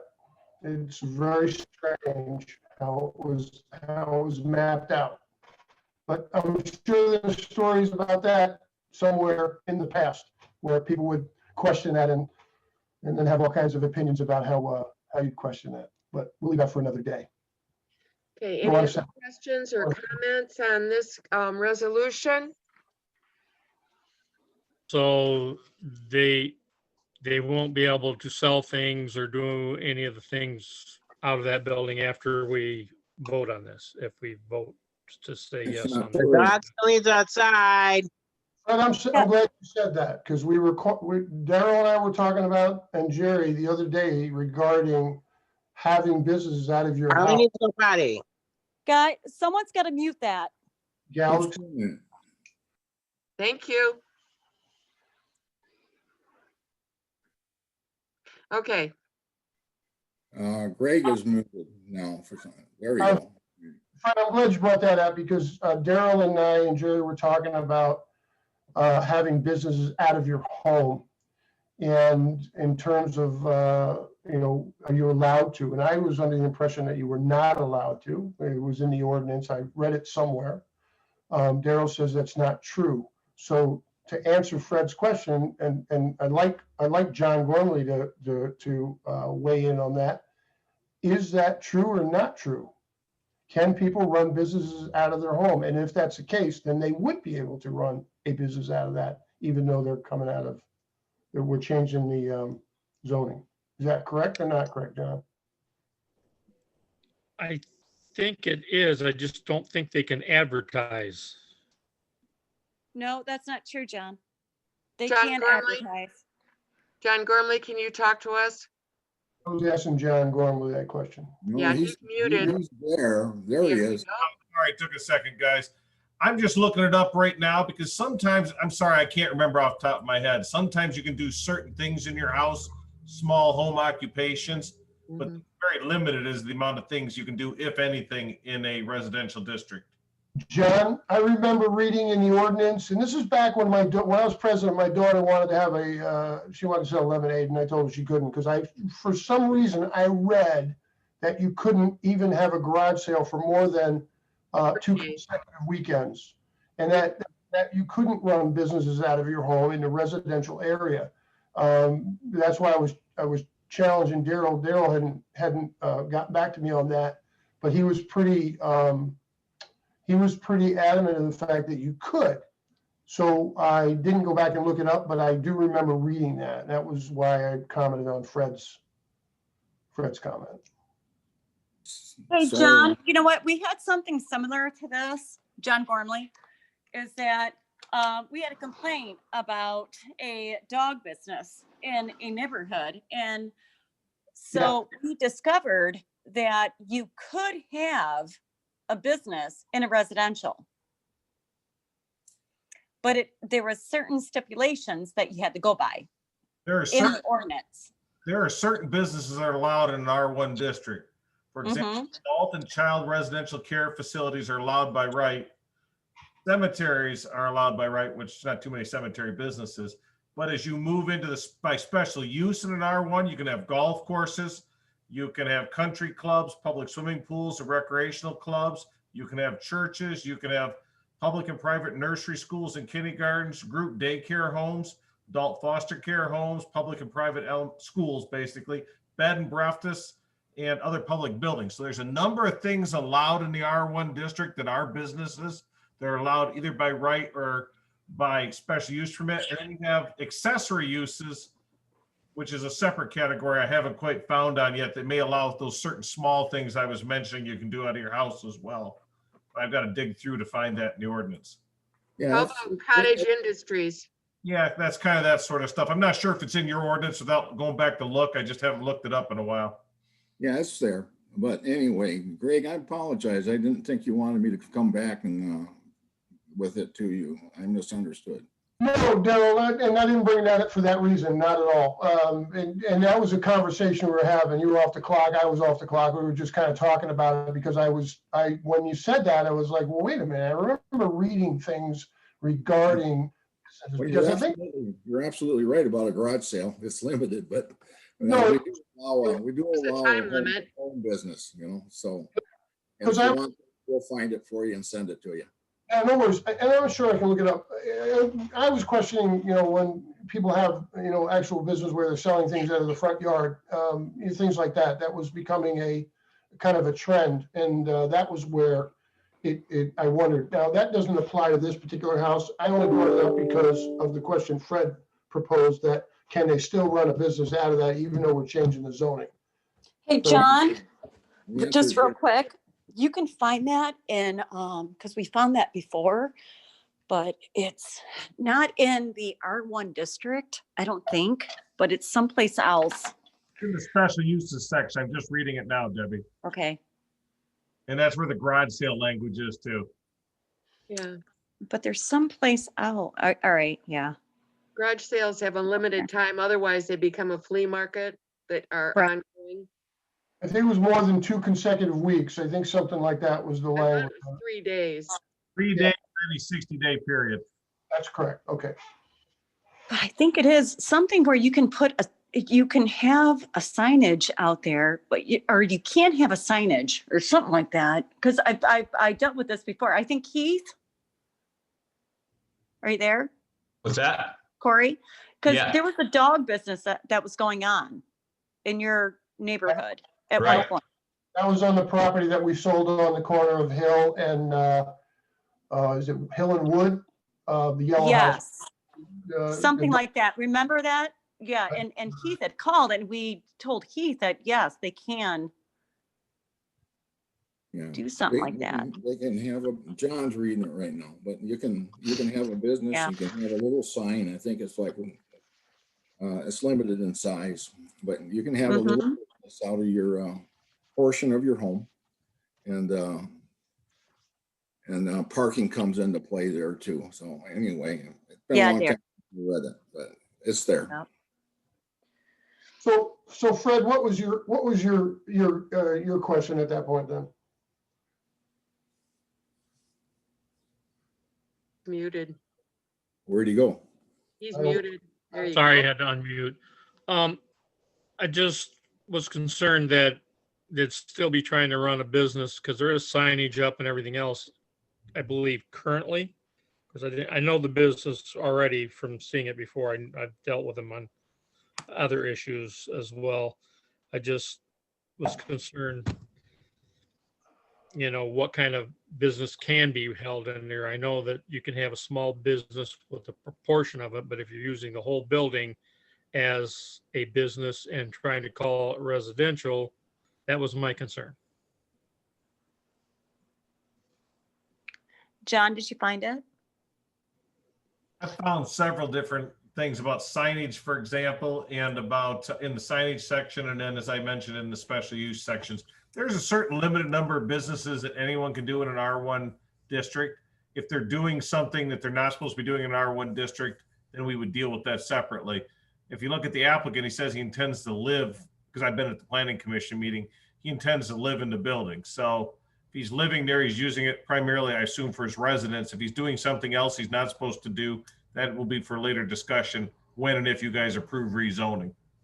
And I think that, you know what, I can go back in my archives and find out, because we did have a discussion about that with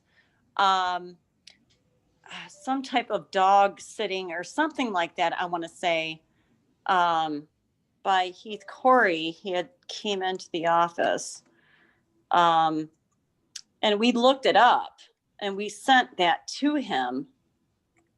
I'm looking right now, but why it was permitted because of the noise or something happened. Do you remember that, Heath? I remember it very well. And in my opinion, it should have never been permitted. I should have been waking up all the council members at all hours of the night when the dogs were barking, but that's neither here nor there. Well, you remember it though, right? Oh, I remember very well. Yeah. And you remember us saying, you know what, it was allowed usage. You guys can also look at section 6-145, which are home occupations that are allowed in a single family residential district. And that will spell out a number of things. I think that might be where you got your dog sitting business from, Debbie. That you Yes. do in your Okay. home that's permitted in the zoning ordinance. They've got to be secondary to the primary use of using your house as a house. But there are certain things in section 6-145. There's some sign regulations. And then you can look at, like I said, uses of right versus uses by special use permit in a single family residential district. Okay. Limited, but there are some things you can do. And the signage is limited too, right, John? I believe it is, yes. I haven't found that Yes. particular section in home It occupation. is limited, that you can't, there's something that you can't do in a residential with signage, because it has to be God, I forgot it. Gosh. Home occupation, you can't have any signage up. So Right. for home occupation, if you look at 6-145F, there shouldn't be any signage visible from the outdoors. It shouldn't generate any more traffic than a normal occupation. But you could see a CPA that does most of their work online, having a home Right. occupation, something like that. No, I think there's another one that covers that, John. I'm quite sure somewhere it says that they can have a little sign, but that's neither here nor there about what we're talking about. So Yeah. look it up. Yeah, but it's pretty limited, but those are the sections that cover it. If we had more time, like Daryl said, we could probably find some other stuff, but That's in your era, Greg. I remember that one. I know. What's That's the pretty reason? different than like they could have a daycare center out of their home or something like that. You know? those are different though. Those are uses of right by special use. The home occupation is kind of like a little subset of a use by right without a special use. And it's got very limits. And that one specifically says. Right. The only one, Daryl, just, you know, just to let you know, is that the only one that had a daycare was Lori Bedell over on West Street. That's not true. Quintanilla was doing one for a little bit. I remember they were getting Oh, yes. licensed to do that. You're right, Greg. Yep. So was CG? It was a short time though for Quintanilla. So, yeah, I remember there was fencing issues and stuff like that, because I remember they had to do some modifications. So question is, why do they want to make this change? I was unsure of that, or is that even our business? I'm just curious. And is the home set up for a home? I mean, it was a kitchen, bathroom, the things that you're supposed to have at a home, are they available? I don't even know. Last time I was in it, it was in an antique business. No, if you're asking me, I don't know if it's set up or not. We rezoned it on the request for hardship. Basically, they tried to sell it and they couldn't. And also one of the criteria was if the utilities were available, and there was something else, but that allowed the rezoning. In addition to which, we're looking at some future changes that need to be made in that block. As you mentioned, it's a weird setup. And somewhere along the line, a piece of property was rezoned and we're looking at contacting the owner of that property and seeing what we can do about that. And so it wouldn't be a spot rezoning issue. And it wouldn't be a spot rezoning issue. I think the board concluded, Daryl, because across the street and in its backyard are both residential. Right. Did that answer your question? Not really, but. It sounds to me like there's been a lot of reference on this made to, I thought I read something somewhere once, or I thought I saw something sometime. I'd like to make the motion, we table this until we have more information. Yeah, I second that. I was Who gonna was make, that? It was Heath. I second that as well. I was gonna make that motion. And Daryl, I wasn't putting you on the spot in terms of the home as it is. We have another home in the village that's being utilized that, in my opinion, doesn't have the proper setup, and I think we should be very, very careful about that. I'm confused as to, yeah, thanks, Greg. I'm confused as to why it's being tabled. What's missing? What can I bring to you that you don't have? Well, in this, through all of us, there have been several references tonight made to, I thought I read once, or I thought this was done in this instance or that instance. I think we need to have more information. What is their intentions? To me, it sounds pretty clear here that they want to live in this residence, or they want to make this into a livable residence. Some of you have questioned whether it can be done. I don't know. Just to I let think you we have too know, many unanswered for this. sorry. Richard, go ahead, Richard. Yeah, I went to a garage sale there actually, and I talked to the owners, and they said something about, yes, they wanted to live there. They're turning into a home. And they were getting it rezoned. I said, oh, well, that's nice. So I knew it'd come up eventually, but that's all I know about it.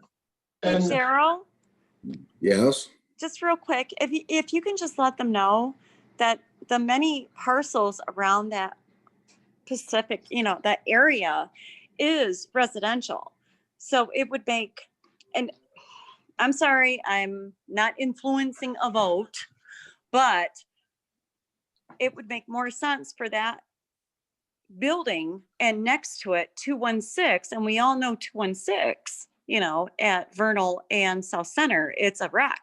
And that is technically a commercial district.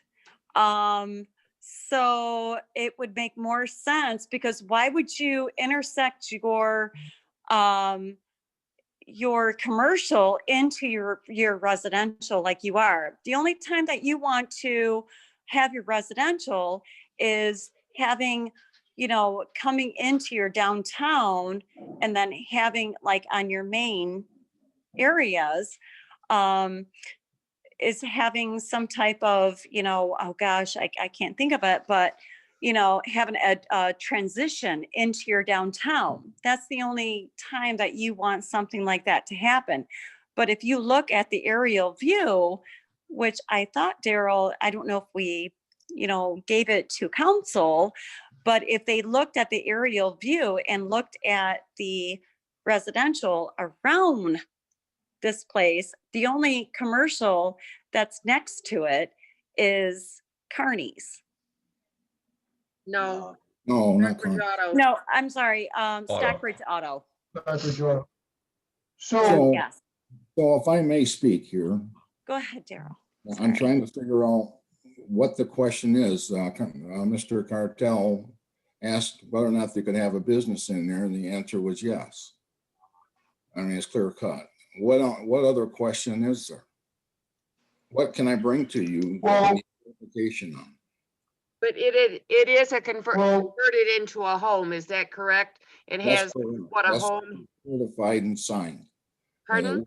That's what they certified on their application. That's what they've talked to the zoning administrator that they are going to do. Okay. That's what they put in writing, that it's going to be a home. So what can I bring to you that you don't have to make a decision? I don't think anything. Not for me. I'm trying to I was trying to understand say- what the holdup is here too, because we have a building that's sitting empty. We have a building that's never really functioned as a long-term viable business in the last few years. someone wants to create a residence out of it, which we happen to have a bit of a shortage of here in the community. It's not being used as a residence right now, so they're not violating any zoning ordinance that I know of.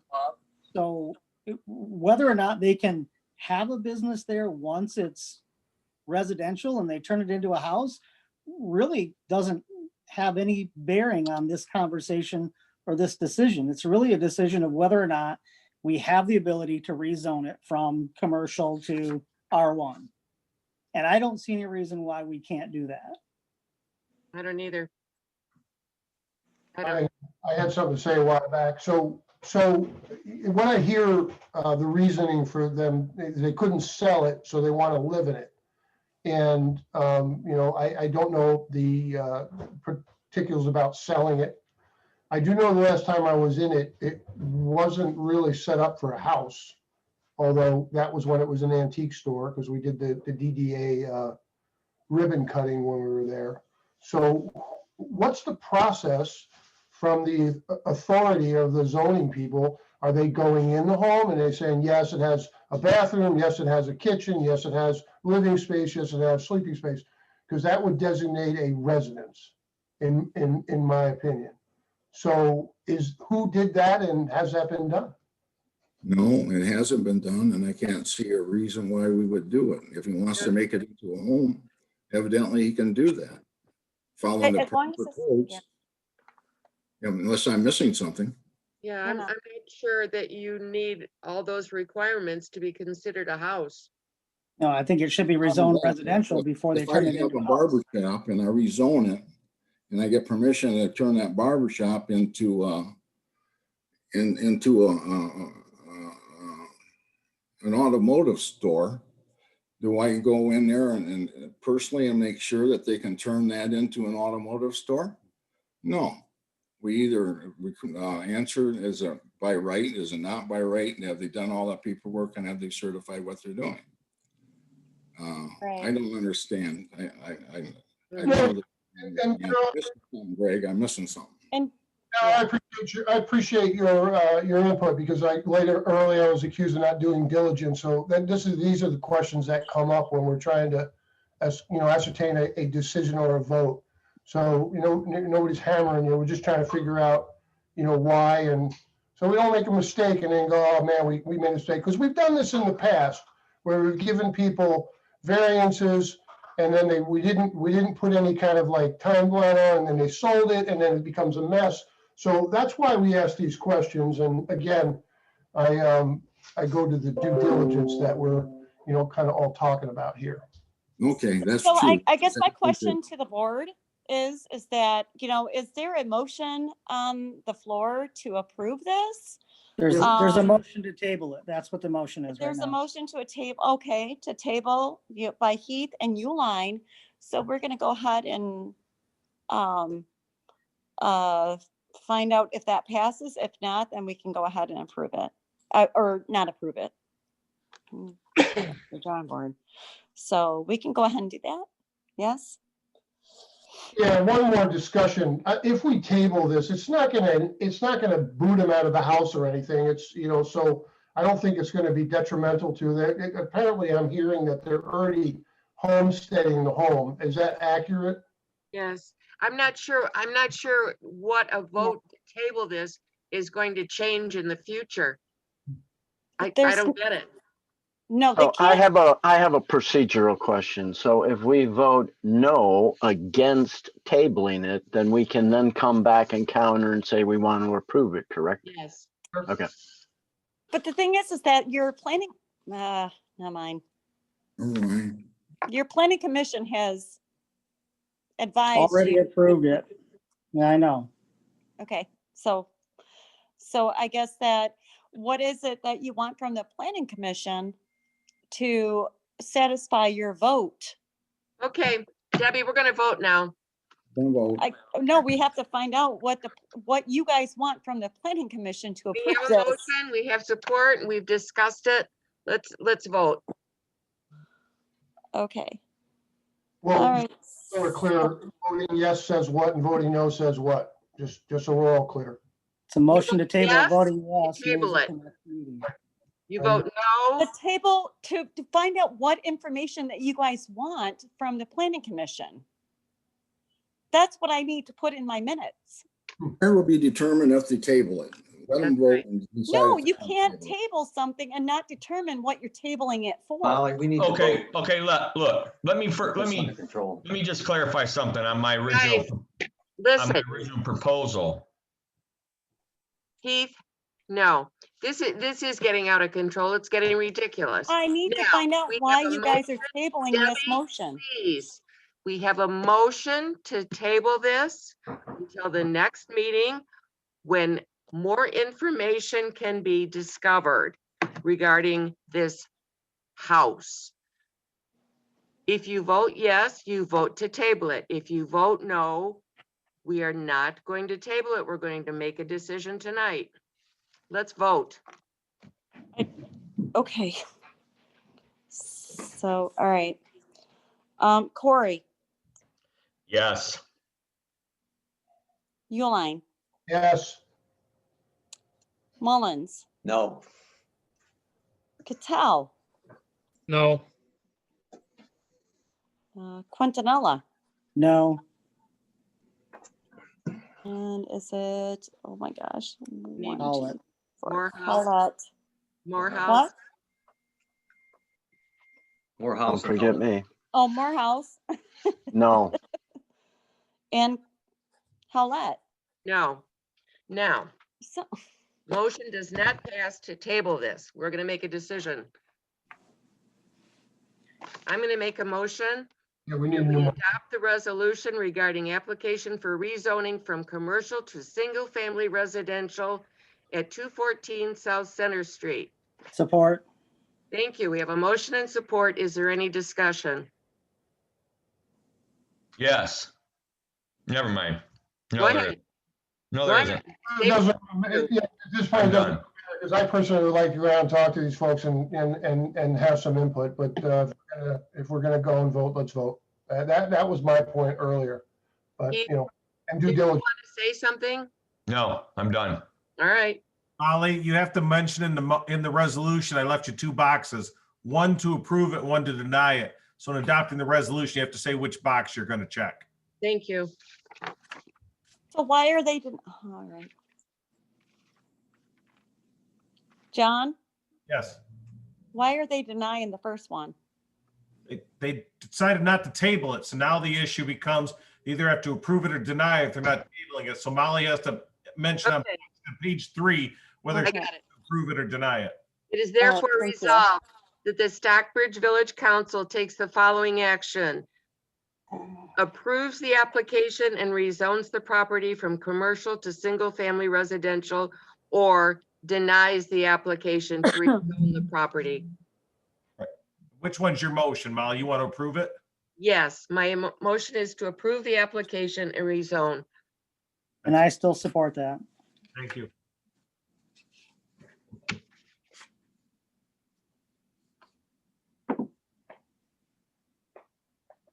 Okay, any more discussion? Okay, let's vote. Uline, No. Corey, No. Cattell, Yes. Mullins, Yes. Morehouse, Yes. Quintanilla, Yes. Howlett, Yes.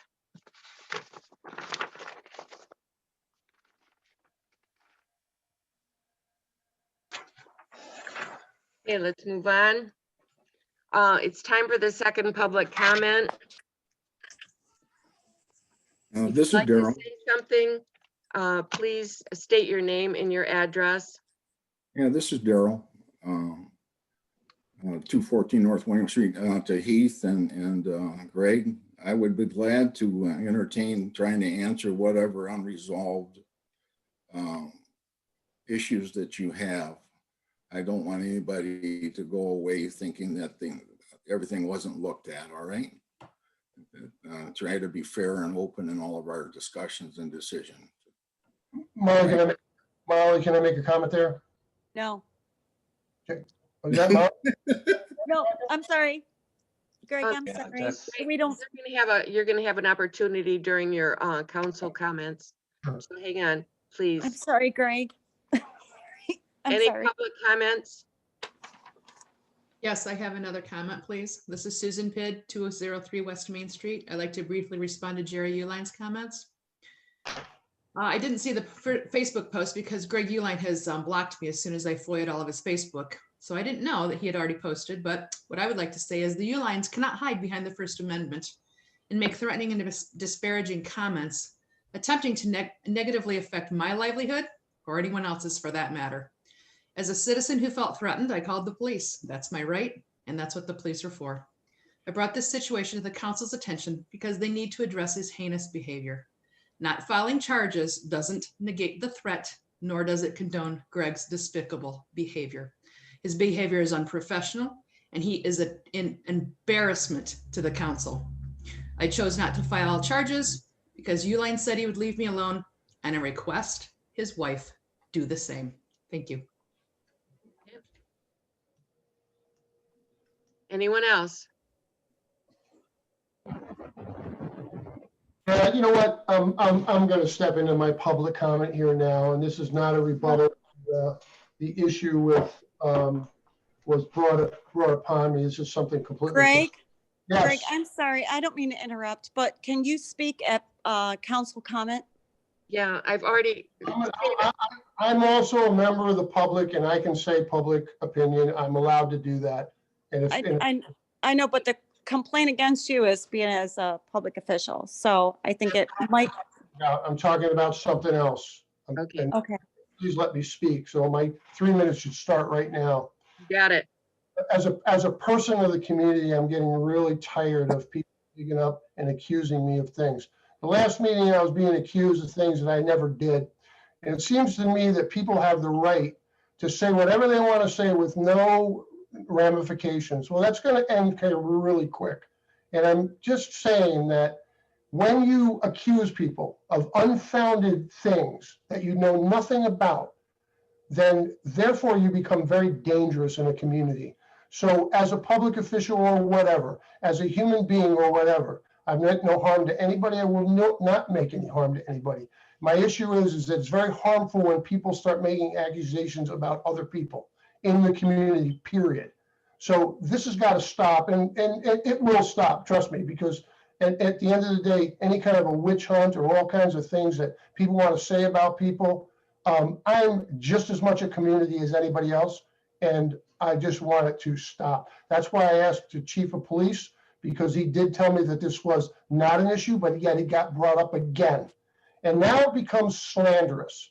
So at the end of the day, people just need to stop, work their lives, stop putting everything on, well, it's my living and all that. It's my living too. And I'm getting pushed around now with people starting to attack me from all different directions. My family, my daughter's worried. Things are starting to become heated in the community that we live in. So it ends. That's that. That's my public comment. Greg Uline, 617 South Clinton Street, an American citizen with rights bound by us all. Thank you. And you know what, Greg? Garrett, I'm going to say this excuse me, too. Debbie. Is, No. Go ahead. Debbie, stop. This is public comment time. Is there any more public comment? Yes, me.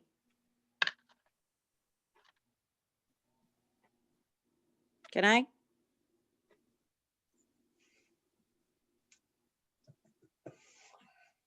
I think Debbie's Hello? allowed to speak. I think anybody's allowed to talk at public comment. I think John Bernie's already told us that you can worship. during- Go ahead, Debbie. Thank you. And you know what, Greg? You're absolutely 100% right. Because you know what? I have kids in school and they see these kind of things on Facebook. Their parents have kids that have school with my kids. And you know what? It's horrible. And so I just want to put it out there that you're absolutely 100% right. That, you know what, we should not be being mean to people in council meetings or being mean to people. And I have every right, as all of you, to protect my family. And in the last how many years is my family has been under attack by people. So anyways, I just want to say that.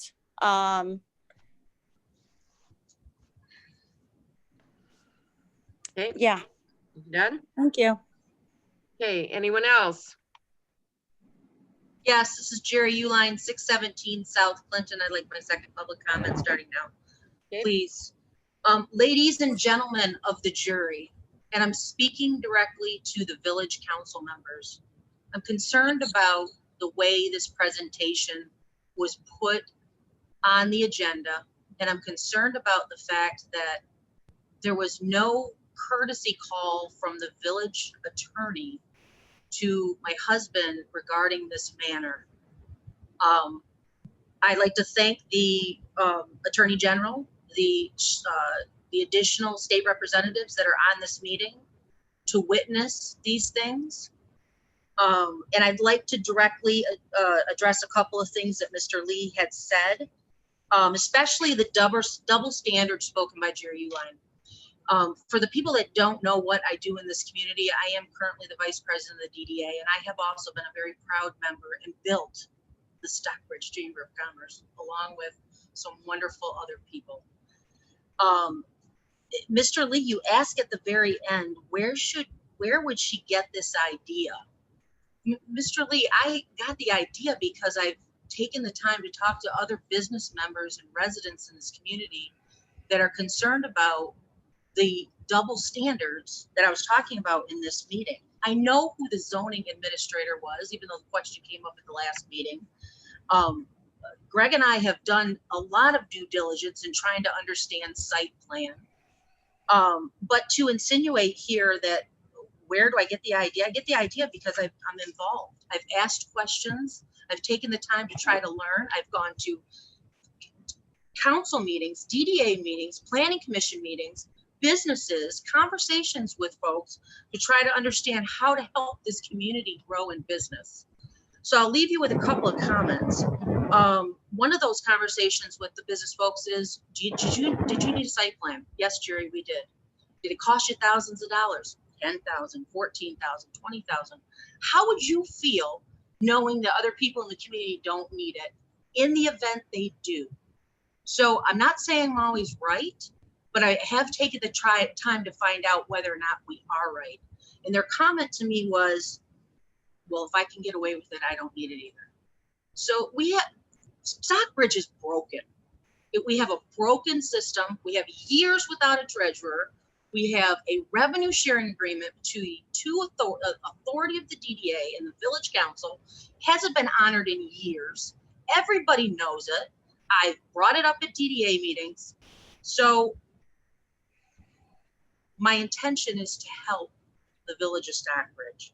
So where did she get this idea? Mr. Lee, I have invested hours, weeks, months of my life for this village. And Ms. Pidd, Jerry, your time's I'm up. up. Thank you for your time. Any more? Yeah, one comment from Mike Lee or two comments, please. Council members, I've given you the evidence. I've given you the argument. I hope you investigate it. Please give Daryl a call and find out how many times Jerry Uline went to a planning commission meeting, numerous times, yet she still uses the term site plan. She doesn't understand that there's a process. It's called the site plan review process. And a site plan is a single document within that site plan review process. The other comment is to Mr. Uline, take your own advice. That's it for me. Thank you. Thank you. Okay. Any more? You done? Yeah, I have one. And who is this? This is Scott Spatafor. I live on Brogan Road, or I'm sorry, Craig Road. Okay, As far as site plans go, been hearing a lot about that in the last 5 years. The way I understand it, if certain people do need a site plan, it's right in the ordinance. I've needed them.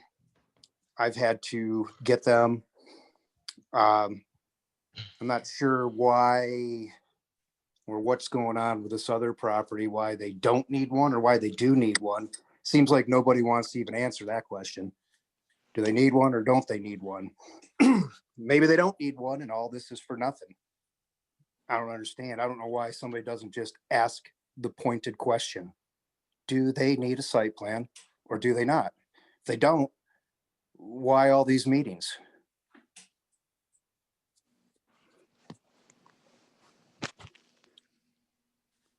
all set, Scott? Okay, Yep. thank you. Thank you. Wait, I have one more point that I'd like to make. Who was that? Scott Spatafor. It's still me. Oh, I'm so sorry. it's- You know what, Scott? I am so Yes, ma'am. sorry. You know what? Sure. Scott, Yeah. I lost you guys. That's all So right. Scott. All right. And what's your address, Scott? He said Craig Road. Craig Road. Okay. What's your address? Like Craig Road, Debbie. CRAIT. I get that, Craig Road, Molly, but I need the address of Craig Road. 5300 Craig Road. Thank you. Okay. Scott, go ahead. Yeah. So anyway, I mean, I really wish you guys would clarify site plan because you guys been going around in circles on site plan, and would somebody please take a couple minutes and gear us in? I mean, I had a site plan. I had to get a site plan just so all the board members know to put a service door in for Napa. Required a site plan because I needed a building permit. Okay. So according to the ordinances, you can't even pull a building permit without getting a site plan. So I do know that the old flower shop put some garage doors in. I have no idea whether they pulled a building permit and had a site plan. Another great question for you guys. Were they required to? In the research that I show, they should have had to have a site plan to get the building permit. Yep. I know I asked you that question, Molly. I don't know if you have that answer for me or not yet. You're shaking your head like you may have the answer for me now. Sweet. Because I did ask you a while ago. So. Okay. Thank you. Yep, you bet. All righty. Council. Kim, would you like to say something? Kim Morehouse, you're muted. Do you want to say something? I'll probably come back next month with more detail, but just a general comment. I work for Chrysler, a big company, and every year we have to take annual training that most of the time I think is just an absolute waste, where they tell you what you should and shouldn't do and how you need to behave. And some of it almost just boils down to kindergarten skills. Whereas if you wouldn't say something to someone's face, then don't say it on social media, that type of deal. We're starting to fragment, and it seems like there really isn't any reason for it. It just seems like we could resolve a lot of these issues with just common courtesy. But the assignment I'm going to take out of this is I'm going to try to extract parts of the code of conduct that I have to abide by at Chrysler, especially how it pertains to our interaction with social media, and bring that back to the board so that you can see how other companies expect their employees to behave. So I treat this like we are employees of the village. It is our responsibility to conduct ourselves appropriately at all times. And it's not whether you're legally able to do something or not, it's whether you should do something. And that's what I take out of this. And I just hope that people resolve themselves to just behave on a higher level. That's my comment. Thank you, Kim. Heath. I'll reiterate what Kim just said, or agree with what he just said. But furthermore, for next month's council meeting, I don't know if this is the appropriate time to do it. I'd like to have us move forward on our water and sewer plan. I'd like an update on that. I know the paperwork process is in play.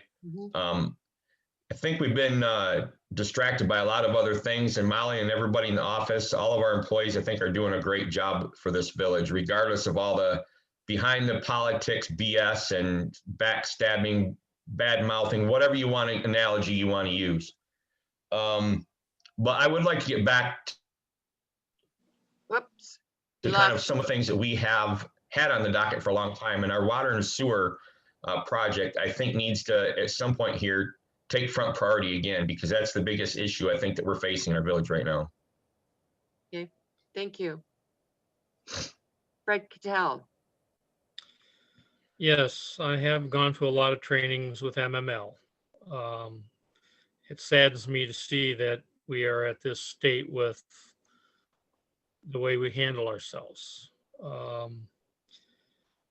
Code of ethics does have a lot to do, and as it was said earlier, it's not what we're held to a higher standard. We're supposed to handle ourselves in a fashion so that the public feels that they have confidence in us as a team. I would like to see that come into play in a greater fashion in the future, because this is not what is recommended by the MML. They say that everything should be held face to face with if you have any conflict with anybody. That's it. Thank you. Richard. Yes. Yeah, I think we need to start getting along a lot better, just like they're saying, and work together. This does nobody any good. Absolutely not. We need to get more procedure on our meetings again. Get more discipline there. Thank you. That's it. Greg. Thank you for letting me talk. Heath, last meeting, we were talking about MERS and you brought up innocent until proven guilty, and that resonated more and more this last week. I appreciate you saying that, because I really believe that that's true in terms of everything. There was something said regarding, and I want to clarify this with everybody on council. When we voted for the infrastructure moving forward, as was stated earlier by a citizen of Michigan, we voted on the paperwork being initiated to move forward on that. We didn't vote, because I even asked in open meeting, if we vote yes moving forward on the infrastructure paperwork, are we locking into any dollar amount? And the answer was no. Is that accurate or not accurate, council members? Did we vote to initiate a dollar amount? Yes or no? Not that I recall. That's correct. Thank you, Heath, for saying that, because I don't think, Richard, did you vote on a dollar amount? No. This is council comments. It's not discussion. No, it isn't, right? Yeah. Council comments, and you know what? I had to get this out in the open, Chad, and thanks for interrupting me. At the end of the day, and I want to clarify one thing. We voted to move forward. We didn't vote on a dollar amount. So when I talk about what's being presented to the public, I'm talking about the public and knowing what they're in for, what's going to happen. That's got to happen, whether it's on Zoom, whether it's not on Zoom. So I wanted to clarify that part, because it seems like somebody's really angry with me about something else, but they're shading something here and something different. So that's all I have to say. Thanks for listening. Innocent until proven guilty. First Amendment rights, they do apply. We live in America, and I don't think higher standards is the issue here. I believe that we're allowed to point out issues and things that you're going to do during campaign. Everybody, I hope peace goes with you, man, because that's where we're at. Thank you so much. Chad. Molly. I don't have much to say other than thanks to everybody for participating. It is nice to see the public attend in the numbers that we have, albeit still small, but to see people putting forth the time and also the effort to get involved in local government. Outside of that, I would just recommend that everybody with council members or members of the public, everybody with issues at hand that they feel need to be addressed, that they get those to the village office and ask that they put on the agenda every month. And if you don't see something on the agenda, then reach out and ask why it's not on there. That's it. Thank you very much. Yes, and if people would call the office or email or call me, it would be appreciated. If you want things on the agenda, discussion items, if you have questions, it would be really good if you came to us first. Especially if people have problems in the village. Okay, so, and that leads me to say that in January, you will be getting your,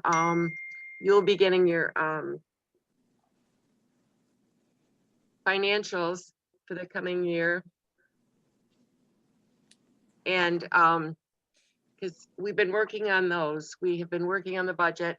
And what I'm gonna ask you to do is look those over, the budget, and get back to us in the budget committee with questions, with comments before our following meeting. We're giving you the opportunity of a month to look it over. Perhaps a workshop?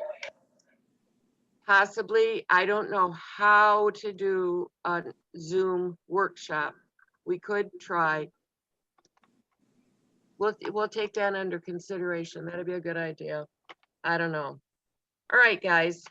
Make a motion, we adjourn. Greg Uline. Okay, Support? all in favor? Support? Aye. Aye. Aye. Aye. Yes, Greg Uline. Hold on. Quintanilla, Aye.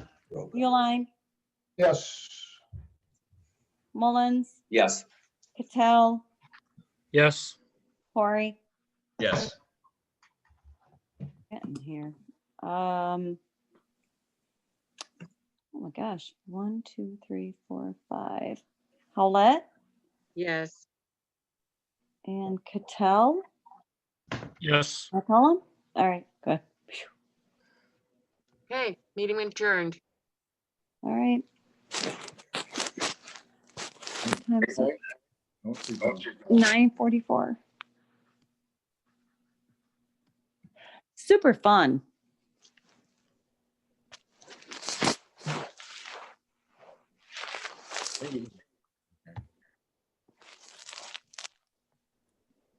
Is Molly on? I think she's gone. Good. I'm pissed at her right now. That's a strong word. Yeah, I'm Carol, you pretty should probably pissed. just end the meeting. Yeah, I'm pretty pissed. Because you know what, though? You can't say that, you know what, Daryl. someone can have this Daryl, you should time. probably just end the meeting. Okay, go ahead, This is whatever. being said.